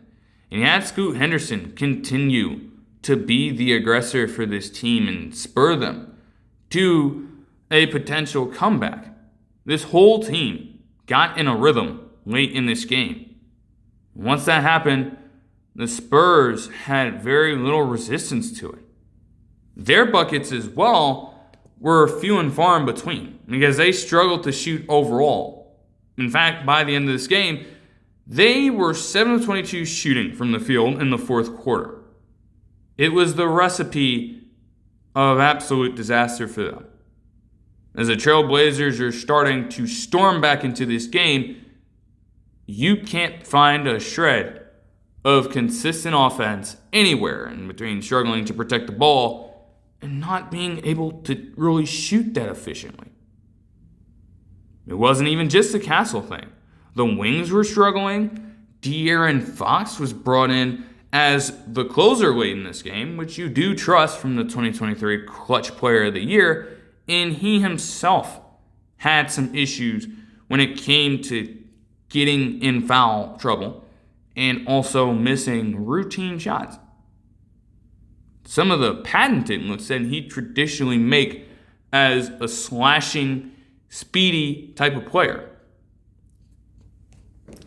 And it just continued from there. Eventually, Drew Holiday would give them a 102-101 lead.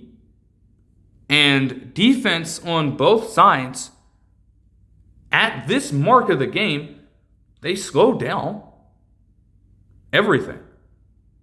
Spurs had multiple chances at making shots. They got multiple offensive rebounds in a row, and they were still not able to generate any points, including getting a shot clock violation. To their credit, they were also able to force a miss, and Devin Vassell, as he would get the ball himself, he went for a three-pointer 8 seconds into the shot clock and did not hit it. And I'm like, that's brutal. Vassell at this point had a double-double, but of course that's not all that matters here. You're trying to secure a 2-0 lead in the series. You're down by just the point here, and you want to hit the go-ahead shot. I get it. But the team as a whole, they just cooled down completely. A number of things factored into it, but now they were faced with a need to stop the Blazers without fouling because they didn't need to. There would still be a good amount of seconds on the clock, so they did not need to foul. They got the ball eventually into Deni Avdia's hands, and to their credit, they kept the wall up.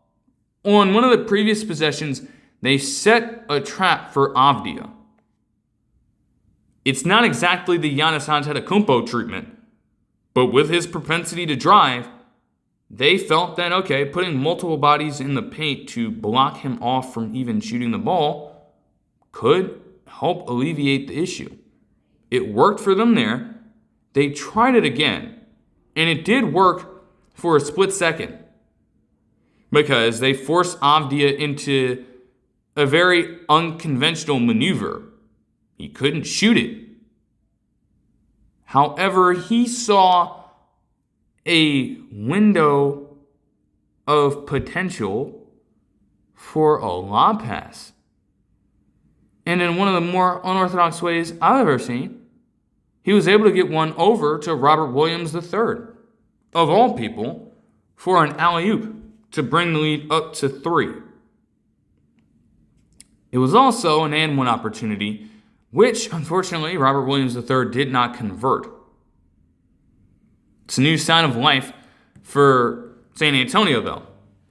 Now, they themselves had to worry about fouling, as the Blazers decided to foul up 3. That's been a common strategy for teams over the past few years when they're having control late in these games. You don't want to give the other team an opportunity to really get a fair shot off. But they get the 2 points at the line. You get a timeout there, and they get the ball into the hands of Toumani Camara eventually after a little bit of a scramble, which I didn't understand. 5 seconds don't seem like a lot, However, you knock off half of the time you could have to get the ball back yourselves and get up a quality look by wasting that time chasing around. It's like they had the angle to just foul immediately, and Harper loses his footing. Like, that's brutal. You can't have anything like that go down in that moment, man. You just can't. But, nevertheless, Toumani Camara would get the ball, he'd make both free throws, and then it was off and running. And the Spurs did have an extra timeout, so smartly, they used it. They tried to dial up something that could create an open. With the play itself, that would not happen because Devin Vassell was forced to shoot a very off-balance shot from the corner, and it ended up missing. With that, the Blazers would win a tough game, a very tough game, 106-103. The biggest difference there is that fourth quarter. Because again, after going down by 14 points, losing 93-79, they went on a 27-10 overall run to close the game. That gives you the utmost confidence moving forward. I don't care if Wembanyama was not in this game. You pull out a gritty win like that against a top seed in the conference, you are definitely motivating yourself as you go into the next game and back home to Portland to deal with this team again. Like, that is important. And their play demanded it. The fact that you had Scoot Henderson rise up for a playoff career high 31 points in this game, while not even having to pass the ball that much, ironically enough, on 11 of 17 shooting with 5 threes. And, again, they improved their output from 3. The Spurs were not that much better, but they made 6 more, and they shot 34.2% from out there in a 3-point ball game. And in a fourth quarter especially, where that specific accuracy is probably a little higher overall, showing that they could hit those shots when they needed to. That was everything for this Portland team. And they got it done through primarily him. It was a bit of a struggle game for Drew Holiday, who had 16 and 9 assists, but still, again, played that solid defense down the stretch. Deni Avdija would like to see better days than 14 points, 4 rebounds, and 3 assists. The Spurs did a great job of containing him everywhere, all over the place, making him a non-factor, and he still managed to contribute to the go-ahead score in a fashion. You had Toumani Camara get 10, and you had Robert Williams III also put up 11 points and 9 rebounds, along with 4 assists off the bench. Anyone can make an impact come playoff time. And this Trailblazers team had the perfect blend of players to come together and get it done against San Antonio for an upset. For San Antonio, Stephon Castle had 18 points to lead in scoring, but shot just 7 of 20 from the field. And this is exactly what I was kind of getting at.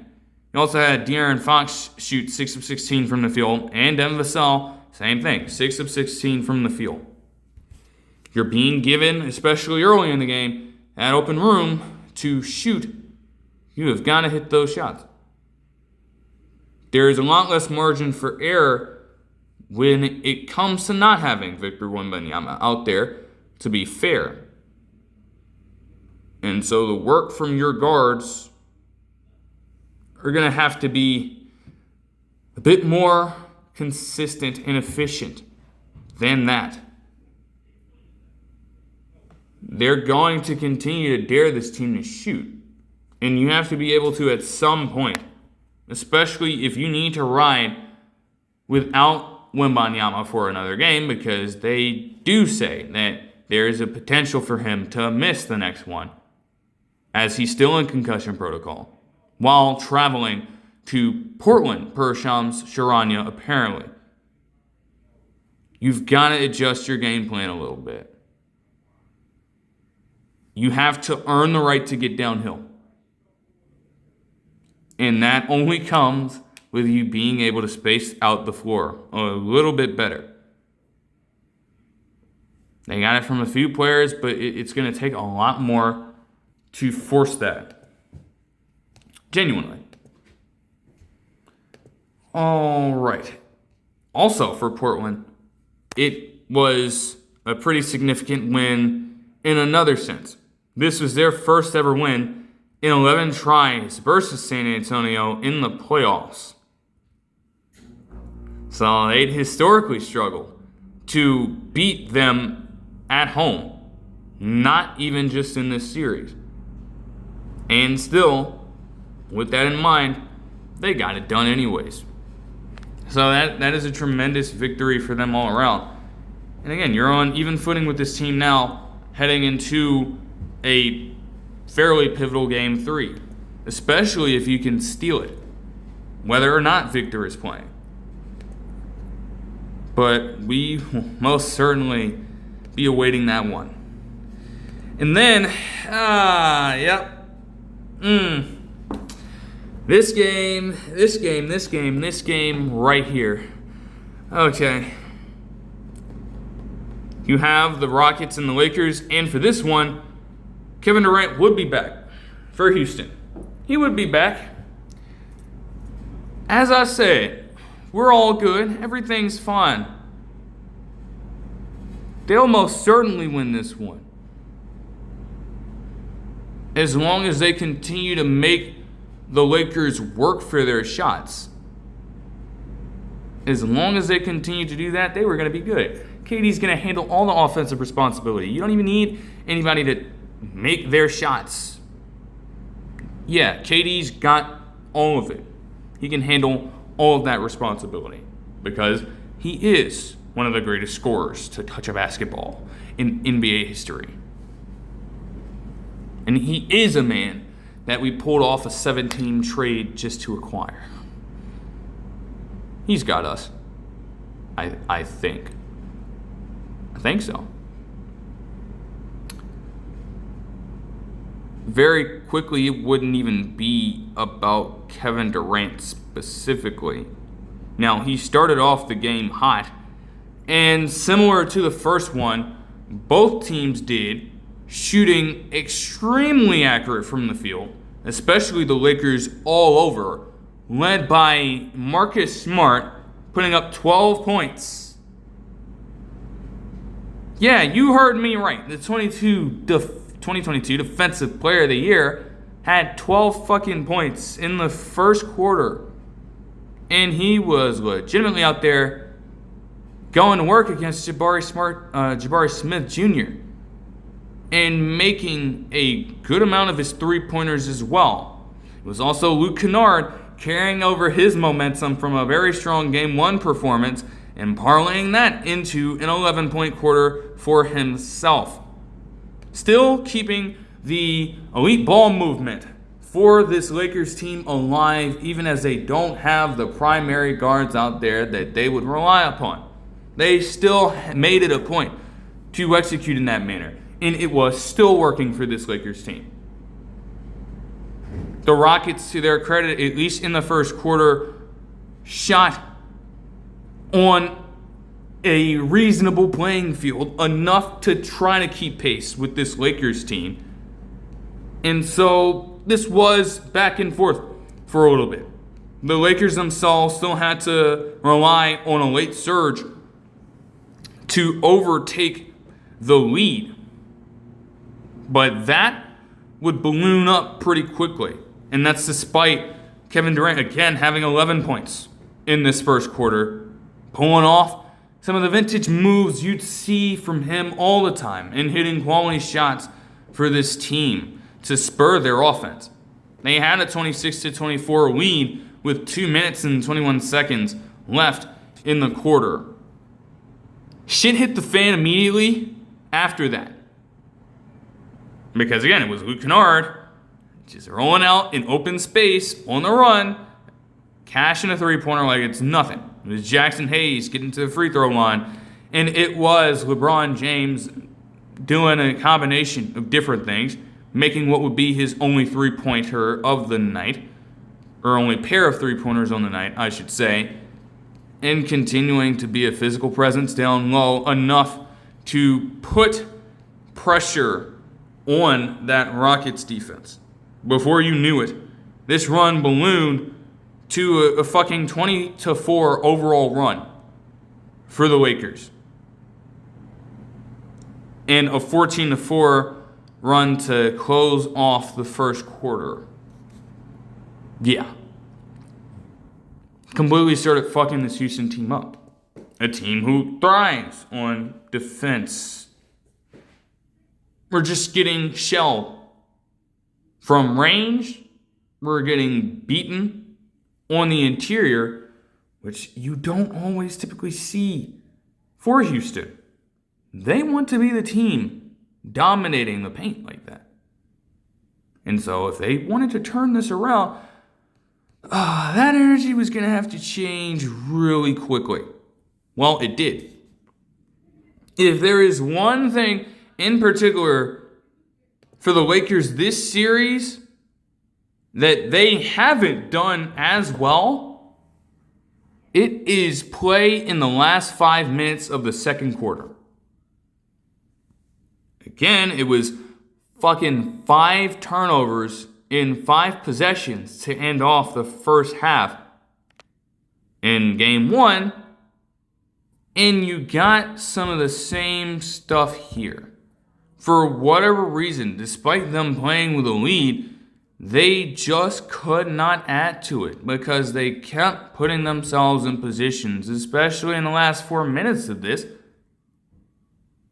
where they turn the ball over in the dumbest of ways. With Jake LaRavia also just starting what was a very poor game for him in terms of, he actually could not guard up players without fouling. It was a legitimate issue for him. Wasn't even the worst of it. But all that added to the Rockets putting forth a 16-3 run as KD had 9 points in the second quarter, hitting tough shot after tough shot. Something that can be done by other players on the Rockets team. However, it is only KD and even Alperen Sengun in a way who can create their own consistently enough. And if not them, then who? You could argue that Amen Thompson could, but that would fundamentally change. Now you look at Kevin Durant doing this. You look at this game being a 3-point one, as the Lakers would still take back control of the lead, but it was much closer. And you'll take that over a 13-point lead like the Lakers previously had in the game. You'll take that. You can manage that. You know you have a game on your hands to fight for if you're the Rockets in that sense. And so that was not the worst possible outcome for them. They were more than content with that. Boy, oh boy, oh boy.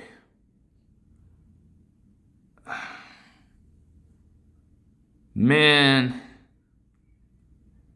these third quarters for both games have genuinely been slow for both teams.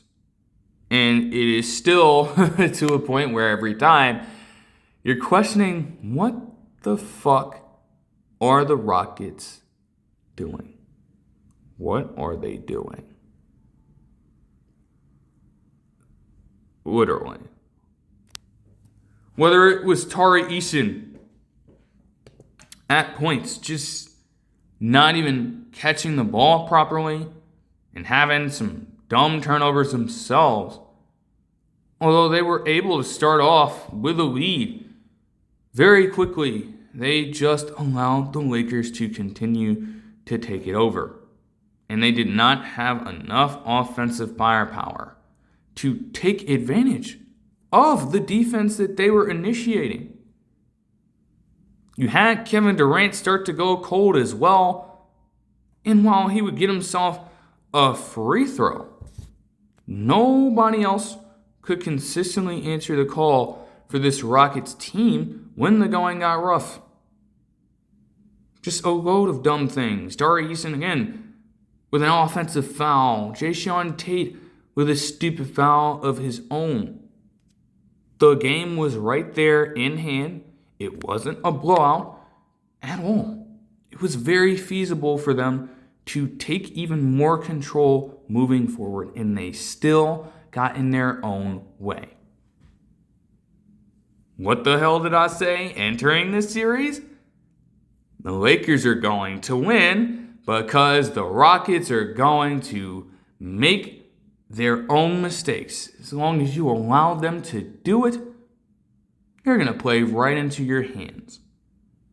And by goodness, that is exactly what began to unfold.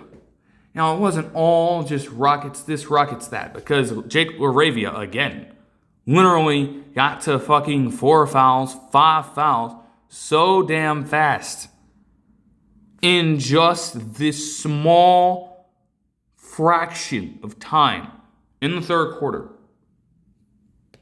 And the Rockets just had multiple cracks at easy points as a result of it. So if there was nothing else keeping them alive, it was that too. Still, the Lakers were able to withstand it because even when they got those opportunities, hell, you literally had Jackson Hayes commit a lane violation, and they still could not hit their shots at the line. Everything you can think about with this team, they just, it's crazy. Now, with all that in mind, you get over to the fourth quarter, where again, the Lakers still had themselves a 6-point lead. It isn't like it was anything too crazy. They were there in the mix, and still they continued to shoot themselves in the foot.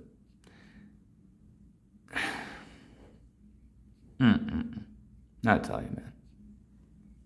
Over in Schengen, at a point, even with some struggles in this one, was able to get them within 5. And it largely went back and forth into that territory as the fourth quarter started to get underway.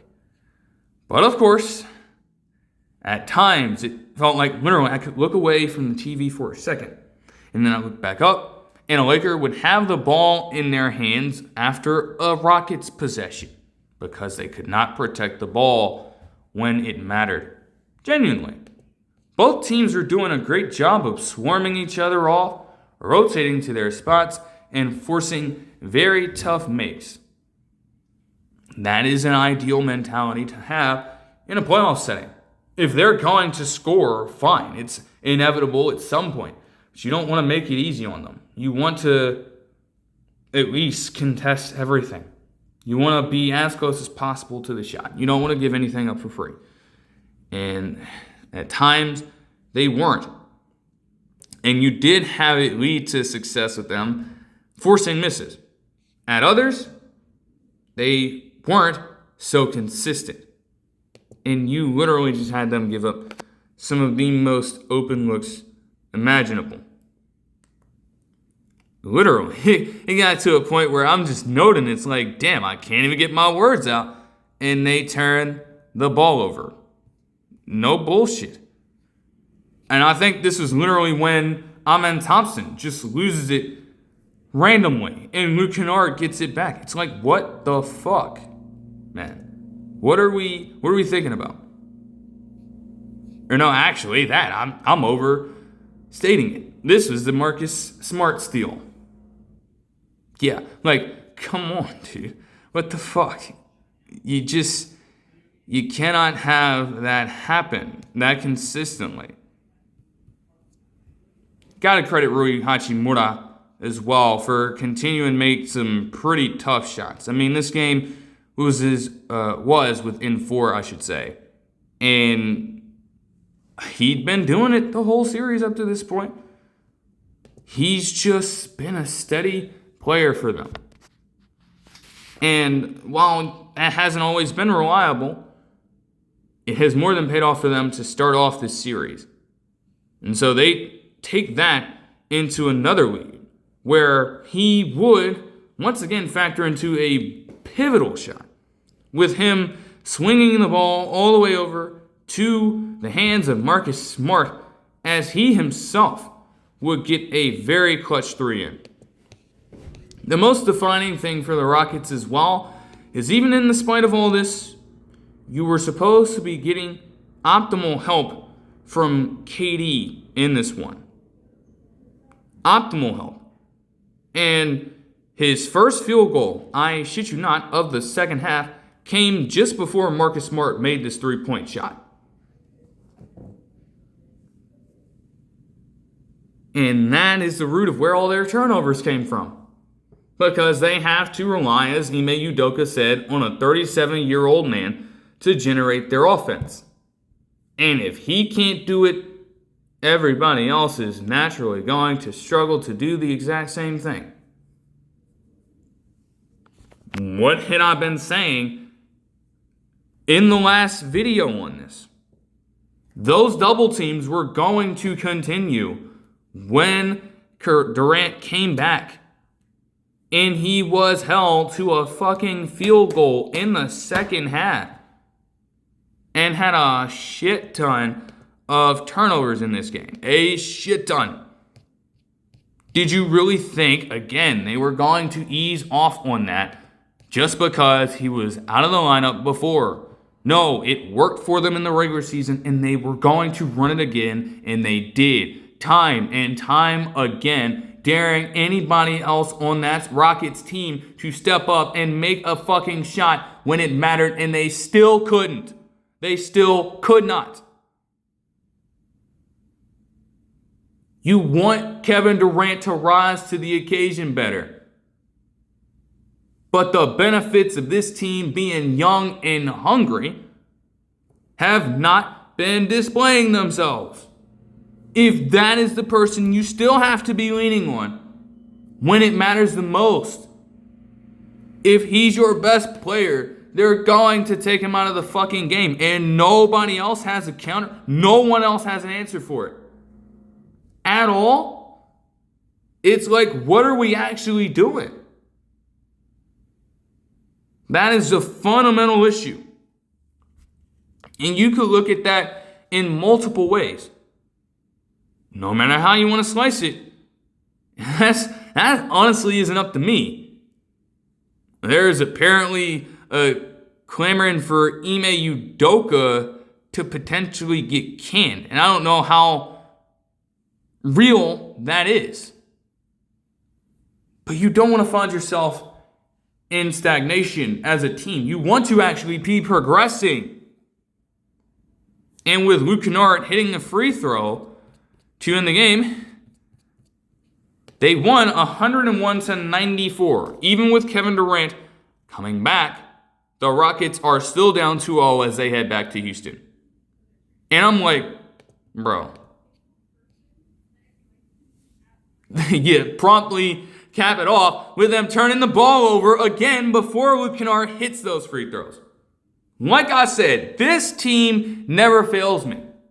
I always know what's coming and what's in store for them before it even happens.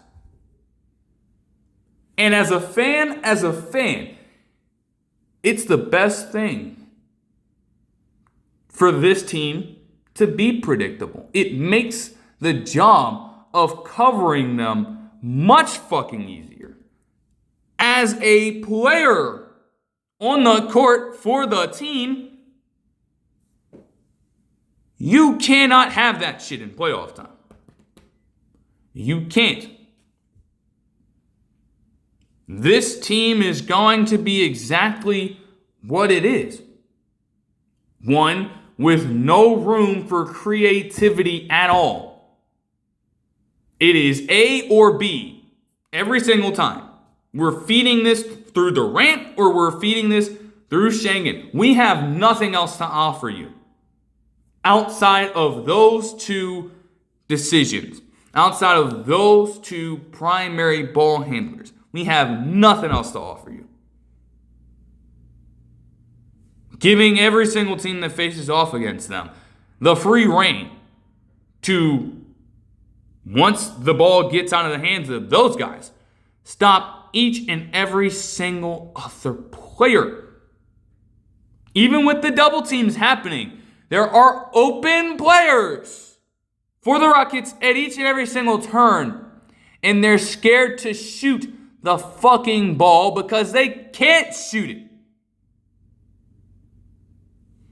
KD was supposed to come back and rally you to victory, and you still shot 24% from the three-point line in a 7-point ball game.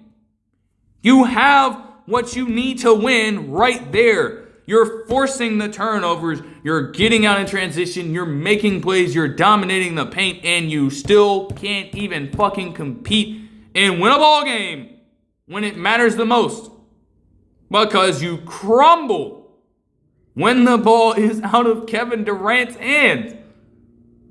How the fuck does he come back and you shoot worse than you did in game 1 from three-point range? How the fuck is that possible? And the Lakers are still taking less shots. They did do a much better job, in a way, of forcing a few misses, and they still shot 46, 46, and 79 in their shooting splits. I'm telling you, all the Lakers have to do is just win. Just win in the fucking 5-minute period of the second quarter. Just dominate it. Keep it disciplined. Keep it simple and protect the ball in these games. Both of them would be fucking blowouts in their favor. Because this Rockets team can literally offer you nothing else. That is the point we are at with them. They have nothing else up their sleeve. They're a one-trick pony with, again, one alternate. And those are the only moves they have. You stop that, and they have nothing else to execute efficiently enough for you to trust it.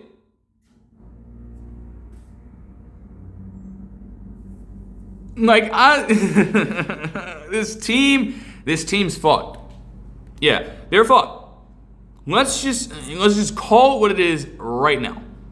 I already said that the Lakers were probably going to have a chance of winning this series. They're up 2-0 with KD returning and still not even being able to factor into a win. Still having them come up short in this. They're done. They're done. And they've already accomplished part of the job. I'd imagine that those guys would still be sitting out for a little more time. But in the off chance that they could actually get one of Luka Doncic or Austin Reeves back, you've already extended this series out long enough with a pair of quality wins to start out for them to get back potentially at least one near the end of the series, or maybe at the start of another one if the Lakers do maintain control of this and advance to the next round. That's the position they've put themselves in.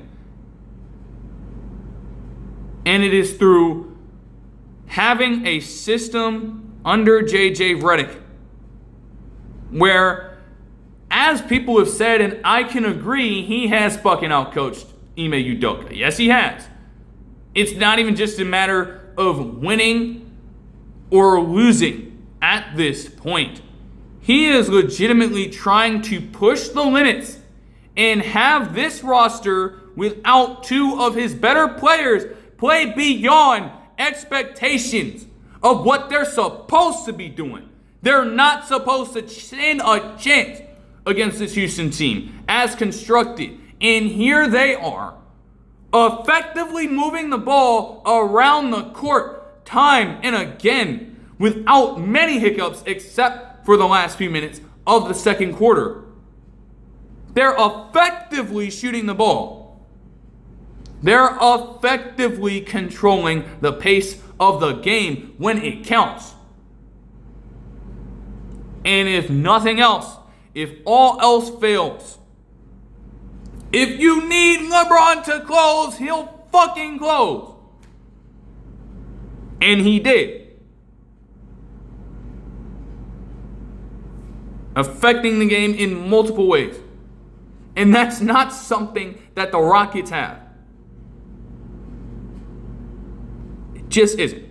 So they're done. They're done.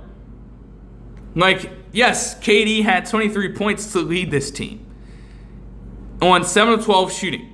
Again, one field goal in the second half and 9 turnovers off of the double teams. 9.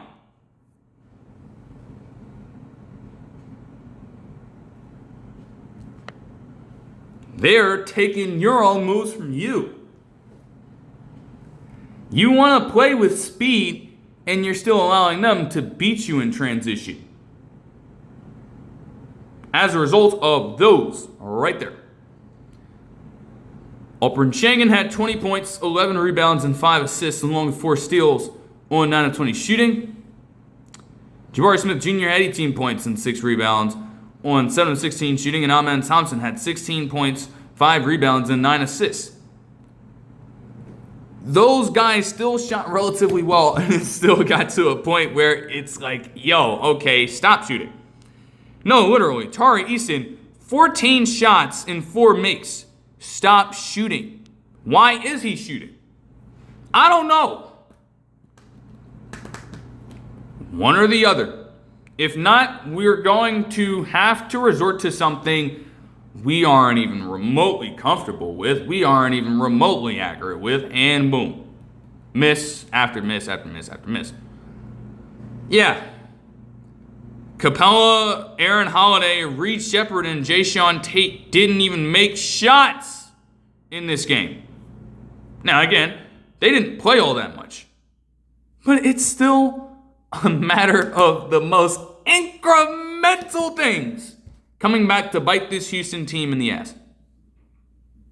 Where, again, you're struggling to beat a depleted Lakers squad. You are struggling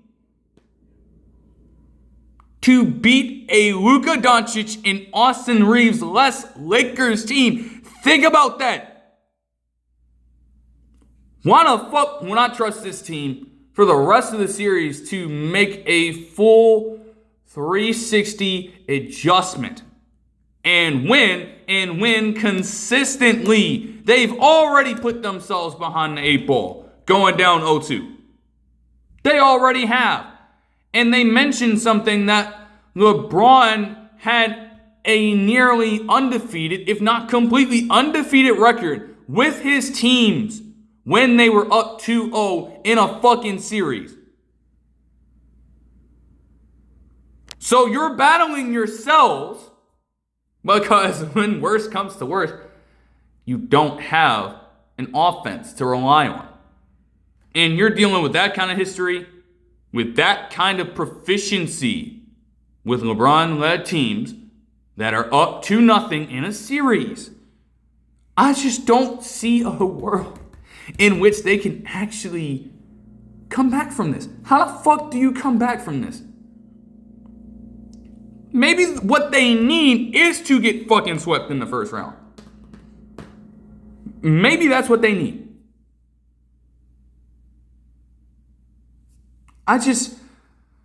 Bro, like, if that is the end result, if that is what ends up going down, that is just going to be so utterly embarrassing. It's like, come on, man. You have it set up for you to win. They're not playing with their scoring champion. They aren't even playing with their second best player in Austin Reeves, who's supposed to be a direct complementary piece to Luka Doncic for the next decade plus to come. And they're still beating the shit out of you. LeBron had 28 points, 8 rebounds, and 7 assists in this game on 8 of 20 shooting with 10 free throws. Marcus Smart had fucking 25, 7 assists, and 5 steals by himself on 8 of 13 shooting with 5 threes. Luke Kennard, again, still keeping it hot with 23 points, 6 rebounds, 2 assists, and 3 steals of his own. He's a sharpshooter. He's getting active in passing lanes and making reads to deflect passes. This Luke Kennard. And then Rui Hachimura also added 13 points. But Vanderbilt, Ayton, and Hayes also, they didn't score that much. They provided great individual defense, though. I will have to highlight that for them. They did. All those little details being won by the Lakers, and that, my friends, is what matters the most. And that is what is going to prevent the Rockets from winning this. Genuinely, that is what's going to hold them off. It's like, you can't make it up. You can't make it up with this damn team. But moving on to the games yesterday to round it out. Because, I'm thinking about it. Probably focus more on the awards and also a more recent development in a different video. But with that being said, Magic and the Pistons would take center stage for the first game last night. And although I didn't keep up with everything in the first quarter, when I got in there and started watching in the second quarter, it felt like a dead ball era game. Not just because of the score. Everything was about even between both teams. Now, Jalen Suggs was apparently off to another very hot start in this game. Aside from that, everything else was a little murky. Cade Cunningham was still doing his thing, and then you just didn't have much answers everywhere. I came into it, I looked at the graphic, they said both teams had 10 turnovers in this game. The Pistons still had a brief lead at the time, but 10 turnovers each. Neither of them are shooting well from the three-point line. There was something that I felt separating them in this. It had to be something. Because a score like that would not tell you the full story, even with those specific metrics being put in place, right? So we get there, and you have Jalen Suggs, again, continuing to go on a little bit of a heater here and set the pace for this game. Both teams are still trying to get downhill as best as they can, and to the Pistons' credit, they started to get the advantage in there a little bit. You got Jalen Duren cutting to the rim with dexterity. You have Tobias Harris continuing to be the second option for this team, just because by default. And then Cade Cunningham also, again, continuing to keep himself at a very good rhythm, entering the latter part of this second quarter. Man, Jalen Duren as well would get a free throw at the line, but it would be Franz Wagner drawing a foul himself to tie the game up at 46 all at halftime. It's wild. And, it was fair. Franz Wagner got absolutely fucking hacked on the play, so there's no denying that. But a 46-all game in this series, it can be seen as crazy. It still makes a lot of sense. You have to win this series on the margins. That is what is going to determine it. Because both of these teams are far more similar than people might give them credit for. And so even the most marginal of sequences here could define what this game would look like. So, hey, yeah, about that 26-4 run the Nuggets had in that first quarter of that game, about the 27-6 run the Timberwolves had in that same game. We can get even more extreme than that because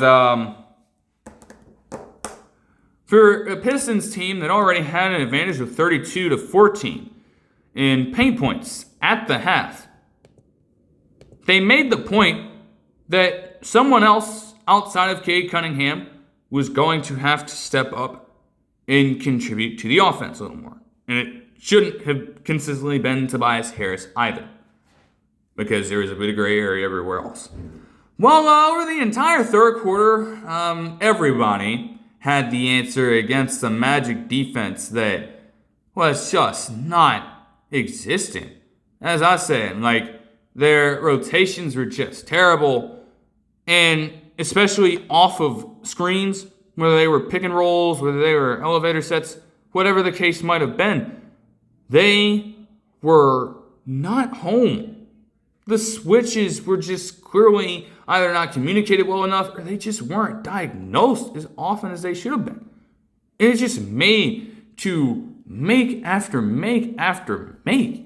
If I'm telling you this is a 46-all game at halftime, you'd fuck around, you'd look at this Pistons team by the end of the third quarter and you'd think they were on a completely different playing field. They could not miss. They could not miss. They were aggressive on the glass. They were doing exactly what they'd want with being able to get out in transition and run and completely block this Magic offense from being effective themselves. Because they were able to shrink the court in a way, you had them settle for a three-pointers that were not converted on at all, because why would they be? And it just kept on going. It was Duncan Robinson splashing three-pointers. It was Jalen Duren getting up for alley-oop dunks and one over the head of Goga Bitadze. Everybody was contributing. Everybody was eating on this damn team. Even Isaiah Stewart got himself on a 5-point personal run. Make that 6 for this Pistons team just for the absolute fuck of it. And to make matters even worse, the lead would extend up to as high as 24. With Dennis Jenkins being able to make a 2-pointer at the tail end of the third quarter. And at that point, the Magic had started to string together a few good possessions of offense. But not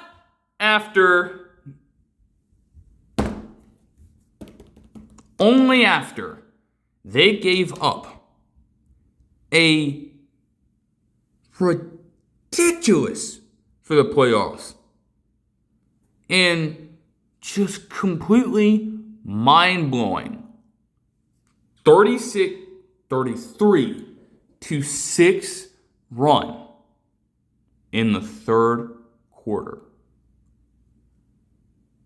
33-6. You heard me right. You heard me damn right. 33-6. And the Pistons go on to have 38 points in the third quarter as a team.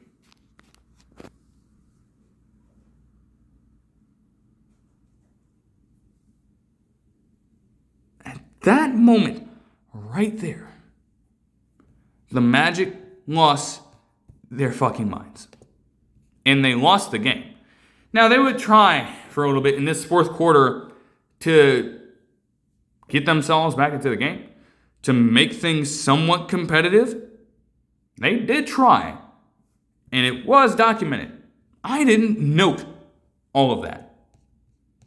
Because the reality for them is that they need to play with a lead in order to get the best out of their production. They need to play with a lead. And they need to play with the control of that pace, especially with them being more defensive oriented. Everything else comes into form when they are the ones forcing the aggression, when they are the ones able to get downhill and bully people around. With the Pistons enforcing that, there was a little room for them to execute in that manner. Very little room. And at that point, they still had Cade Cunningham in. They still had a good amount of their starters in.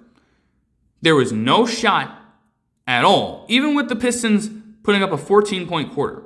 There's no way that you're going to have all those guys in and stare down that large of a lead if you're the Magic here and think that the way you play as a team is going to bring you back into this shit. There was no chance that that shit was happening. They were not coming back from that. I can promise you. They just weren't. They are not built as a team to do that. They would need to be a far more elite offense. And they would need to be far more efficient as shooters to come back from a deficit like that. And you saw it, how they were able to bully the Hornets around and get into the playoffs in the first place. You saw how they were able to bully the Pistons late in the first game to assume that control and then win the game. They lost all of it in a matter of a few minutes. Like the 33-6 run only took them about 7 fucking minutes to pull off. It didn't span the whole third quarter. They did that in just 7 minutes. Fucking 7.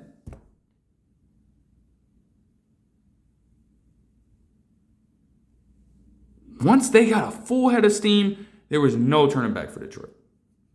And with that, they would win, and it didn't end in necessarily a blowout fashion, 98-83. That's not the standard definition of a blowout, but after that run in the third quarter, it was never really close from then on. It just wasn't. Just cold hard truth about it.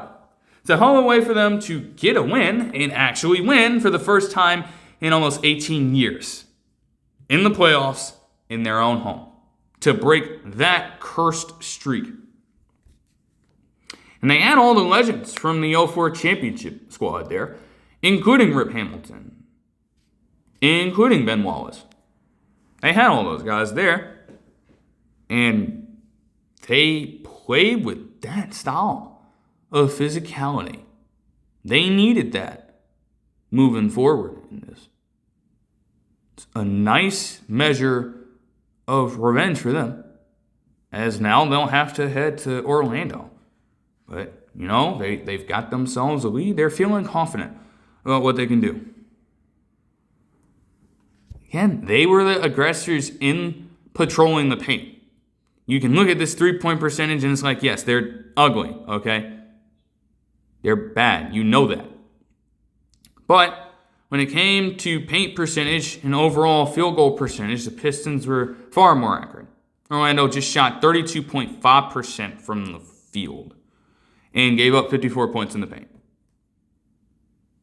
Not to mention, you look at that run specifically, and you can look at that disparity there. Oh, I'm sure it is further out there. Just not a quality game of any kind from this Magic team. It was truly rough to watch for a Magic fan, the few that might be out there right now. Jalen Suggs still finished with 19 points, but his shooting tanked to 7 of 18 from the field and 3 of 10 from 3. Banchero had 18 and 8, but shot 7 of 17 from the field.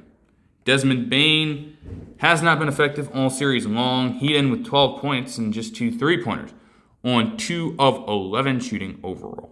My goodness gracious. Franz Wagner also had 12 points, but shot 4 of 11 from the field.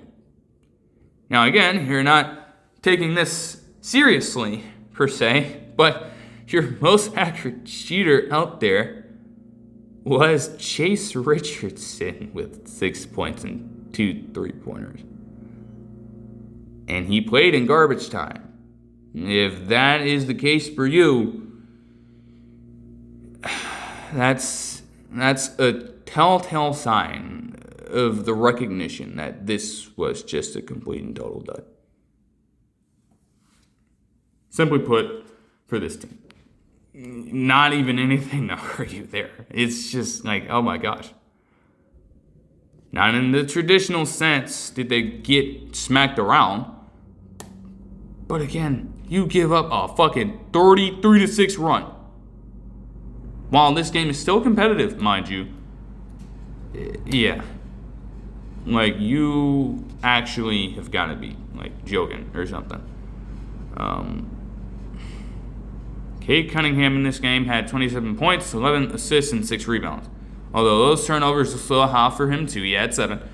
Shot 11 of 19 from the field. Tobias Harris had 16 points and 11 rebounds on 7 of 17 shooting. And Jalen Duren and Azar Thompson both had 11 points each. They didn't need to play that much improved from what they did in Game 1 in order to blitz the living hell out of this Magic team. But you still want to see that accuracy go up a little bit. You want to see someone else command that third option style of play on that offense far more consistently. And Jalen Duren as well, the defense for him was much better against Wendell Carter Jr. this time. You want him to keep that mentality going. He's going to have to be a little more accurate around the rim than 4 of 10 shooting from the field, though. Most certainly. Because there will be a game at some point that comes down to exactly how he performs. Specifically, you just get the feeling that there is going to be a game. You don't know when it is.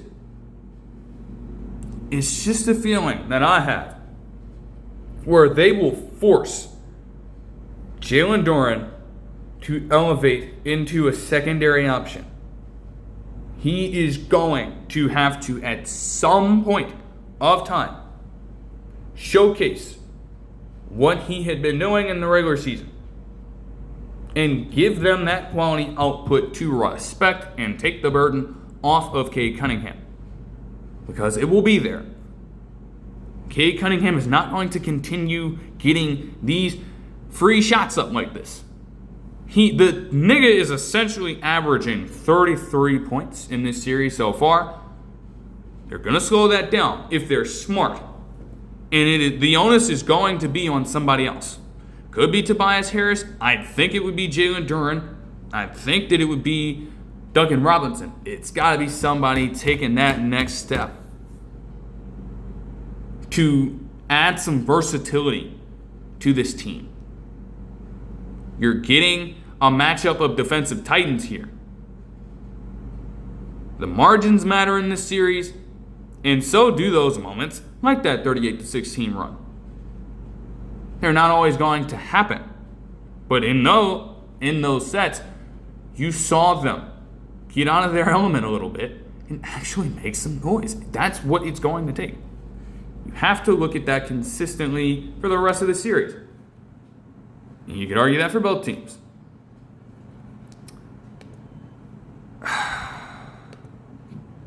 Then you get into the Suns-Thunder game yesterday, where this was more of a slow burn into exactly what I was expecting. You know, I was calling for it the whole time. Oh, hey, if the Pistons are doing that to the Magic, the Thunder are just going to go right back and do the exact same thing that they did Sunday They still didn't have Mark Williams out there. They still didn't have Grayson Allen out there. Oh, they were about to get fucking steamrolled by this Thunder team.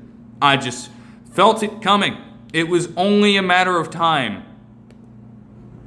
And in an instant, you had the Suns start the game out in the exact same way, just for the Thunder to have response after response after response after response, in the same way that the first game went.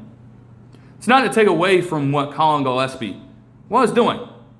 And I'm saying it, even as he's hitting this three-pointer, like, okay, this is a player that you're going to have to watch out for. Instead of just giving up open three-point shots. He's proven that he can be very efficient from range, especially if you're giving him all the room he needs to fire off a shot. So they were going to have to watch that. Ironically enough, it was Dillon Brooks keeping their offense steady. Tell me where the fuck you've heard that before as well. Getting himself 7 points, in the first quarter. As I said, the worst thing for that Suns team is to see Brooks consistently make it. Maybe not from the viewpoint of Jordan Knott, who, again, has emboldened Dillon Brooks this entire season to shoot the living fuck out of the ball. However, especially in game one, as they allowed him to do that, he was not as effective. And it sunk them completely. Be interesting to see how it would go in game two. But not before the Thunder just completely exploited Oso Iguodala. It is unfortunate for him. I mean, you don't have Mark Williams out there. He himself isn't a guy with playoff experience either, but you can argue that he'd be a much better placement at the center position for them than Iguodala in this setting. And so here you have Iguodala in just his second season being asked to face off against this team and handle a lot of the responsibility when it comes to guarding the paint against them, when it comes even to initiating some of the offensive sets for them. And they just kept picking on him time and time again. And part of that is what ended up making a 13-2 run-up for this team. It got so bad, bruh. Like, oh my gosh. Where exactly is this play? Because we get to a point in this where, yes, you have Royce O'Neal get the defensive rebound off of Jalen Williams from Santa Clara, missing both of the free throws. And he fucking throws the ball over to Jalen Green, and Alex Caruso is still right there the second he looks up. And it results in a fucking steal and a layup for this Suns team. They mentioned in a graphic as this game kept going forward that in the overall season series, even with the Suns' ability to beat them a couple times in the regular season, the fucking differential in turnovers at a particular point was 117-64 in the overall season series. And I don't care how good of a team you may be, if you can't even hold on to the ball, if you are giving away that many possessions for fucking free, how do you expect to win the game? How? Dead ass. And it's not even just the quantity of turnovers there. It is the fucking quality. There is no business for you turning the ball over after a pair of missed free throws. Hold on to the ball. Do whatever you have to do. Don't hand it right back to fucking Alex Caruso. You have to be smarter than that against a team like this. I don't know what the thought process was. And it still sucks for them because the Suns, despite all of that, had a pair of 5-0 runs with Royce O'Neal being very good at the three-point line to end up closing out this first quarter, getting themselves within a point. So that's not bad at all. But yeah, Gillespie as well, he did have a bit of an interesting enemy. Like, there was a play around this time. He gets into the paint with around a minute left, and he does have an opportunity to put a floater up. He just tries to pass the ball, and it ends up resulting in a turnover. I didn't question that. But then you have possessions where he is quite literally, at his frame, forcing misses against Shai Gilgeous-Alexander, who would still get off to a hot start in this game. And even as we get later into the game, he actually forced him to pass out of multiple shots. In his individual defense, no help needed. No help needed. On his own accord, he could say that he won part of the battle by forcing Shai Gilgeous-Alexander to pass out of those shots. Routine ones for him, and he's going to be able to rise up and fire it over Gillespie, and he just wasn't.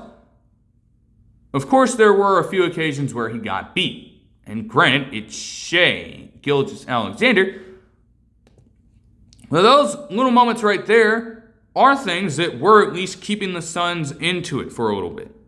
Their offense, despite the shit I'm talking, was actually much more serviceable, especially in the first quarter. The Thunder still did have a very good finish themselves, and they still had guys like A.J. Mitchell contributing multiple three-pointers in a row for them, while J-Dub would also put up, in this quarter himself, 10 second quarter points, continuing to run out in transition and making multiple deeper shots for himself. In fact, before a literal air ball stopped him, he'd made each and every single one of his 7 shots in the game up to that point. And again, you have Gillespie and some of these other guys playing that kind of defense on Shai Gilgeous-Alexander and forcing the ball out of his hands.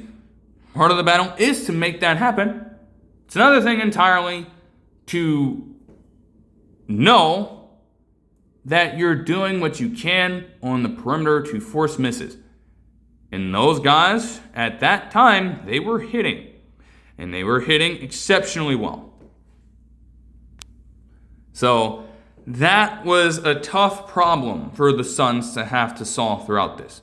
But they had some offense of their own now, with Jalen Green taking it upon himself to be aggressive. Now, was the efficiency there for him the whole night? No. But with him also using a bit of his own physicality and athleticism, he was able to get to the rim a few good times. He was able to draw multiple fouls. Before you knew it, he himself was up to 12 points in the second quarter. Again, incremental things at most, but enough to stay within the fight against a Thunder team that goes deep, that does have the edge in the series right now.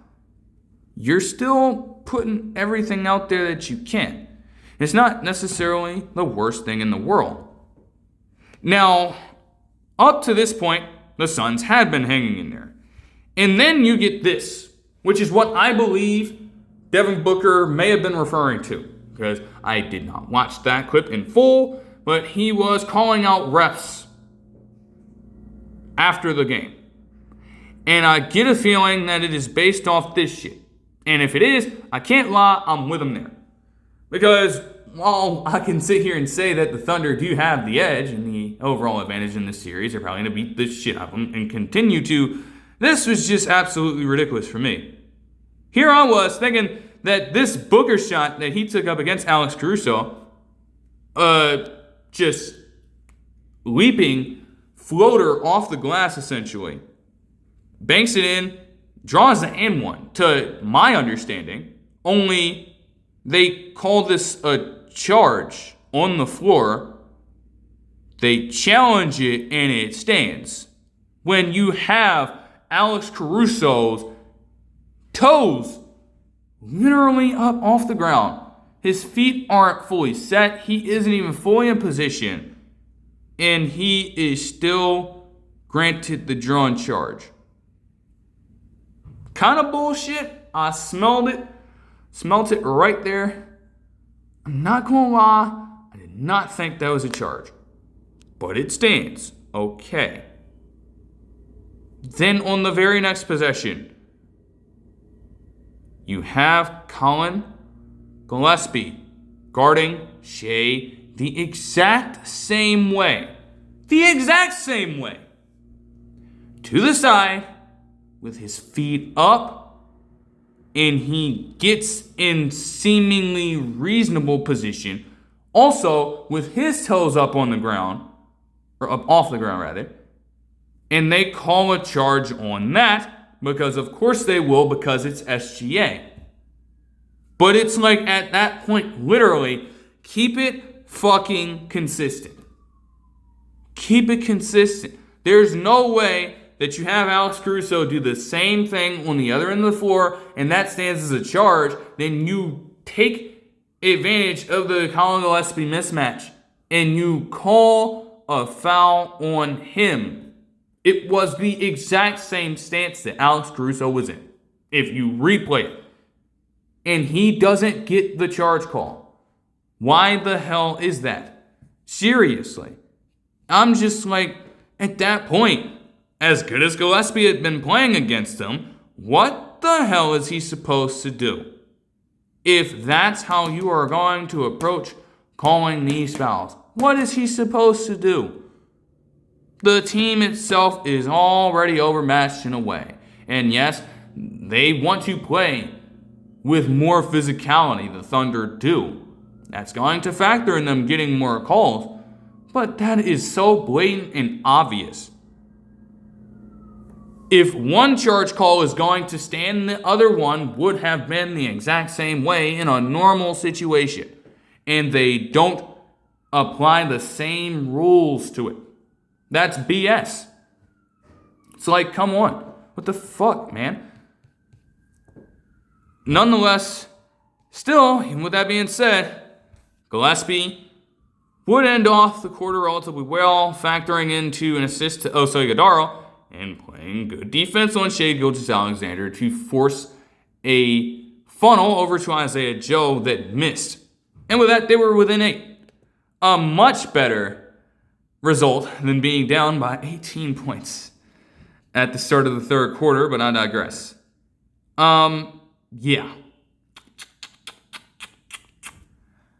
So, it would be this third quarter that, especially towards the tail end of it, just got really, really bad for this team. Now, at this point, the Thunder started blitzing them immediately. It was Shai Gilgeous-Alexander making those patented jumpers of his in the mid-range. And Dillon Brooks, of course, was having a couple of responses here, talking some shit. You know, so... oh my gosh. Like, bro. Okay. Then Chet Holmgren as well would go on a heater in this time, getting up for an alley-oop dunk and getting 8 early points in the third quarter as well. As this lead was starting to grow, again, incrementally as it might have, it was there. It was up to 15, and they just continued to keep that pace going before Chet Holmgren pulled off an absolute masterclass of defense. Even if he did not factor in to the results of a particular reward or award at all, he's obviously one of the better defenders in the league. That would probably display it to you. I mean, he's there with Dillon Brooks the whole way, trying to be, a bulldog, I guess, right? Forcing the miss, recovers from under the basket, and blocks Devin Booker. And that entire possession just ends without a score for the Suns. It's literally at a point where if it is not one defender on you at one point, there is always someone within just a few feet away of you. And that play represents that perfectly. Perfectly. This just kept going for the Thunder as they were, with A.J. Mitchell getting in and making more of an impact, able to balloon this thing all the way up to a 23-point lead by the end of the third quarter. And it, again, swelled up because the Suns themselves could not protect the fucking basketball. Or hit shots when it mattered the most. And also just doing very stupid shit, I might add. By this point also, Jalen Williams, the Santa Clara Jalen Williams that is, on this play would be taken out. He was later, per Shams Charania, diagnosed with a grade 1 hamstring strain. And so his eligibility for at least the next week is up in question as they just try to check on that. And that's incredibly unfortunate. I think, it might have been non-contact, maybe a bit of marginal contact. Either way, he was just limping back up the court as this was unfolding. And so, they take him out, they sit him down as everything is unfolding. They're trying to see how well conditioned this is, and they just make the decision there that, okay, you've got to come out of the game. Maybe it could end up being a big deal if this lead did not grow as it did. And part of that is a testament to how deep the Thunder really are, especially with the fact that they've had to play without Jalen Williams, the Santa Clara one, for a while this season. It's not that they're unaccustomed to it. And even Shai Gilgeous-Alexander made that point himself. At the same time, when you have Devin Booker doing dumb shit like this, I mean, literally, you have the ball back on offense, and for whatever reason, he's running up the court behind Jalen Williams, and he just fucking rides him. I'm like, what are you grabbing him for from behind? There's no reason to do some dumbass shit like that. You're already down by 18. It is bad enough already, and you're just pouring more salt on the fucking wound. There's no point. But I digress. So you have this lead grow to 23 by the end of the third quarter. And to be fair, I stopped taking notes at this time. Because with this Thunder team already belting out to that kind of lead, and with them keeping a majority of their core players in the game, I'm feeling that, hey, you've got enough to close this one out. And they eventually did, but not before a very last-ditch effort from the Suns. Maybe that is a sign of how they could approach things in Game 3. And maybe this is a sign of them trying to make strides in their production on the court on both sides of the ball as they enter those games to really take it to this Thunder team in Phoenix. That could be a strategical thing. It could boost their momentum. At the same time, from my standpoint, that kind of effort, what would be a 20-4 run over majority of the fourth quarter as they actually close the lead down to less than 15 points in this time span. They somehow gave themselves a semblance of life, and Devin Booker and Dillon Brooks were starting to hit their shots a lot more. In fact, Dillon Brooks got up to 30 points.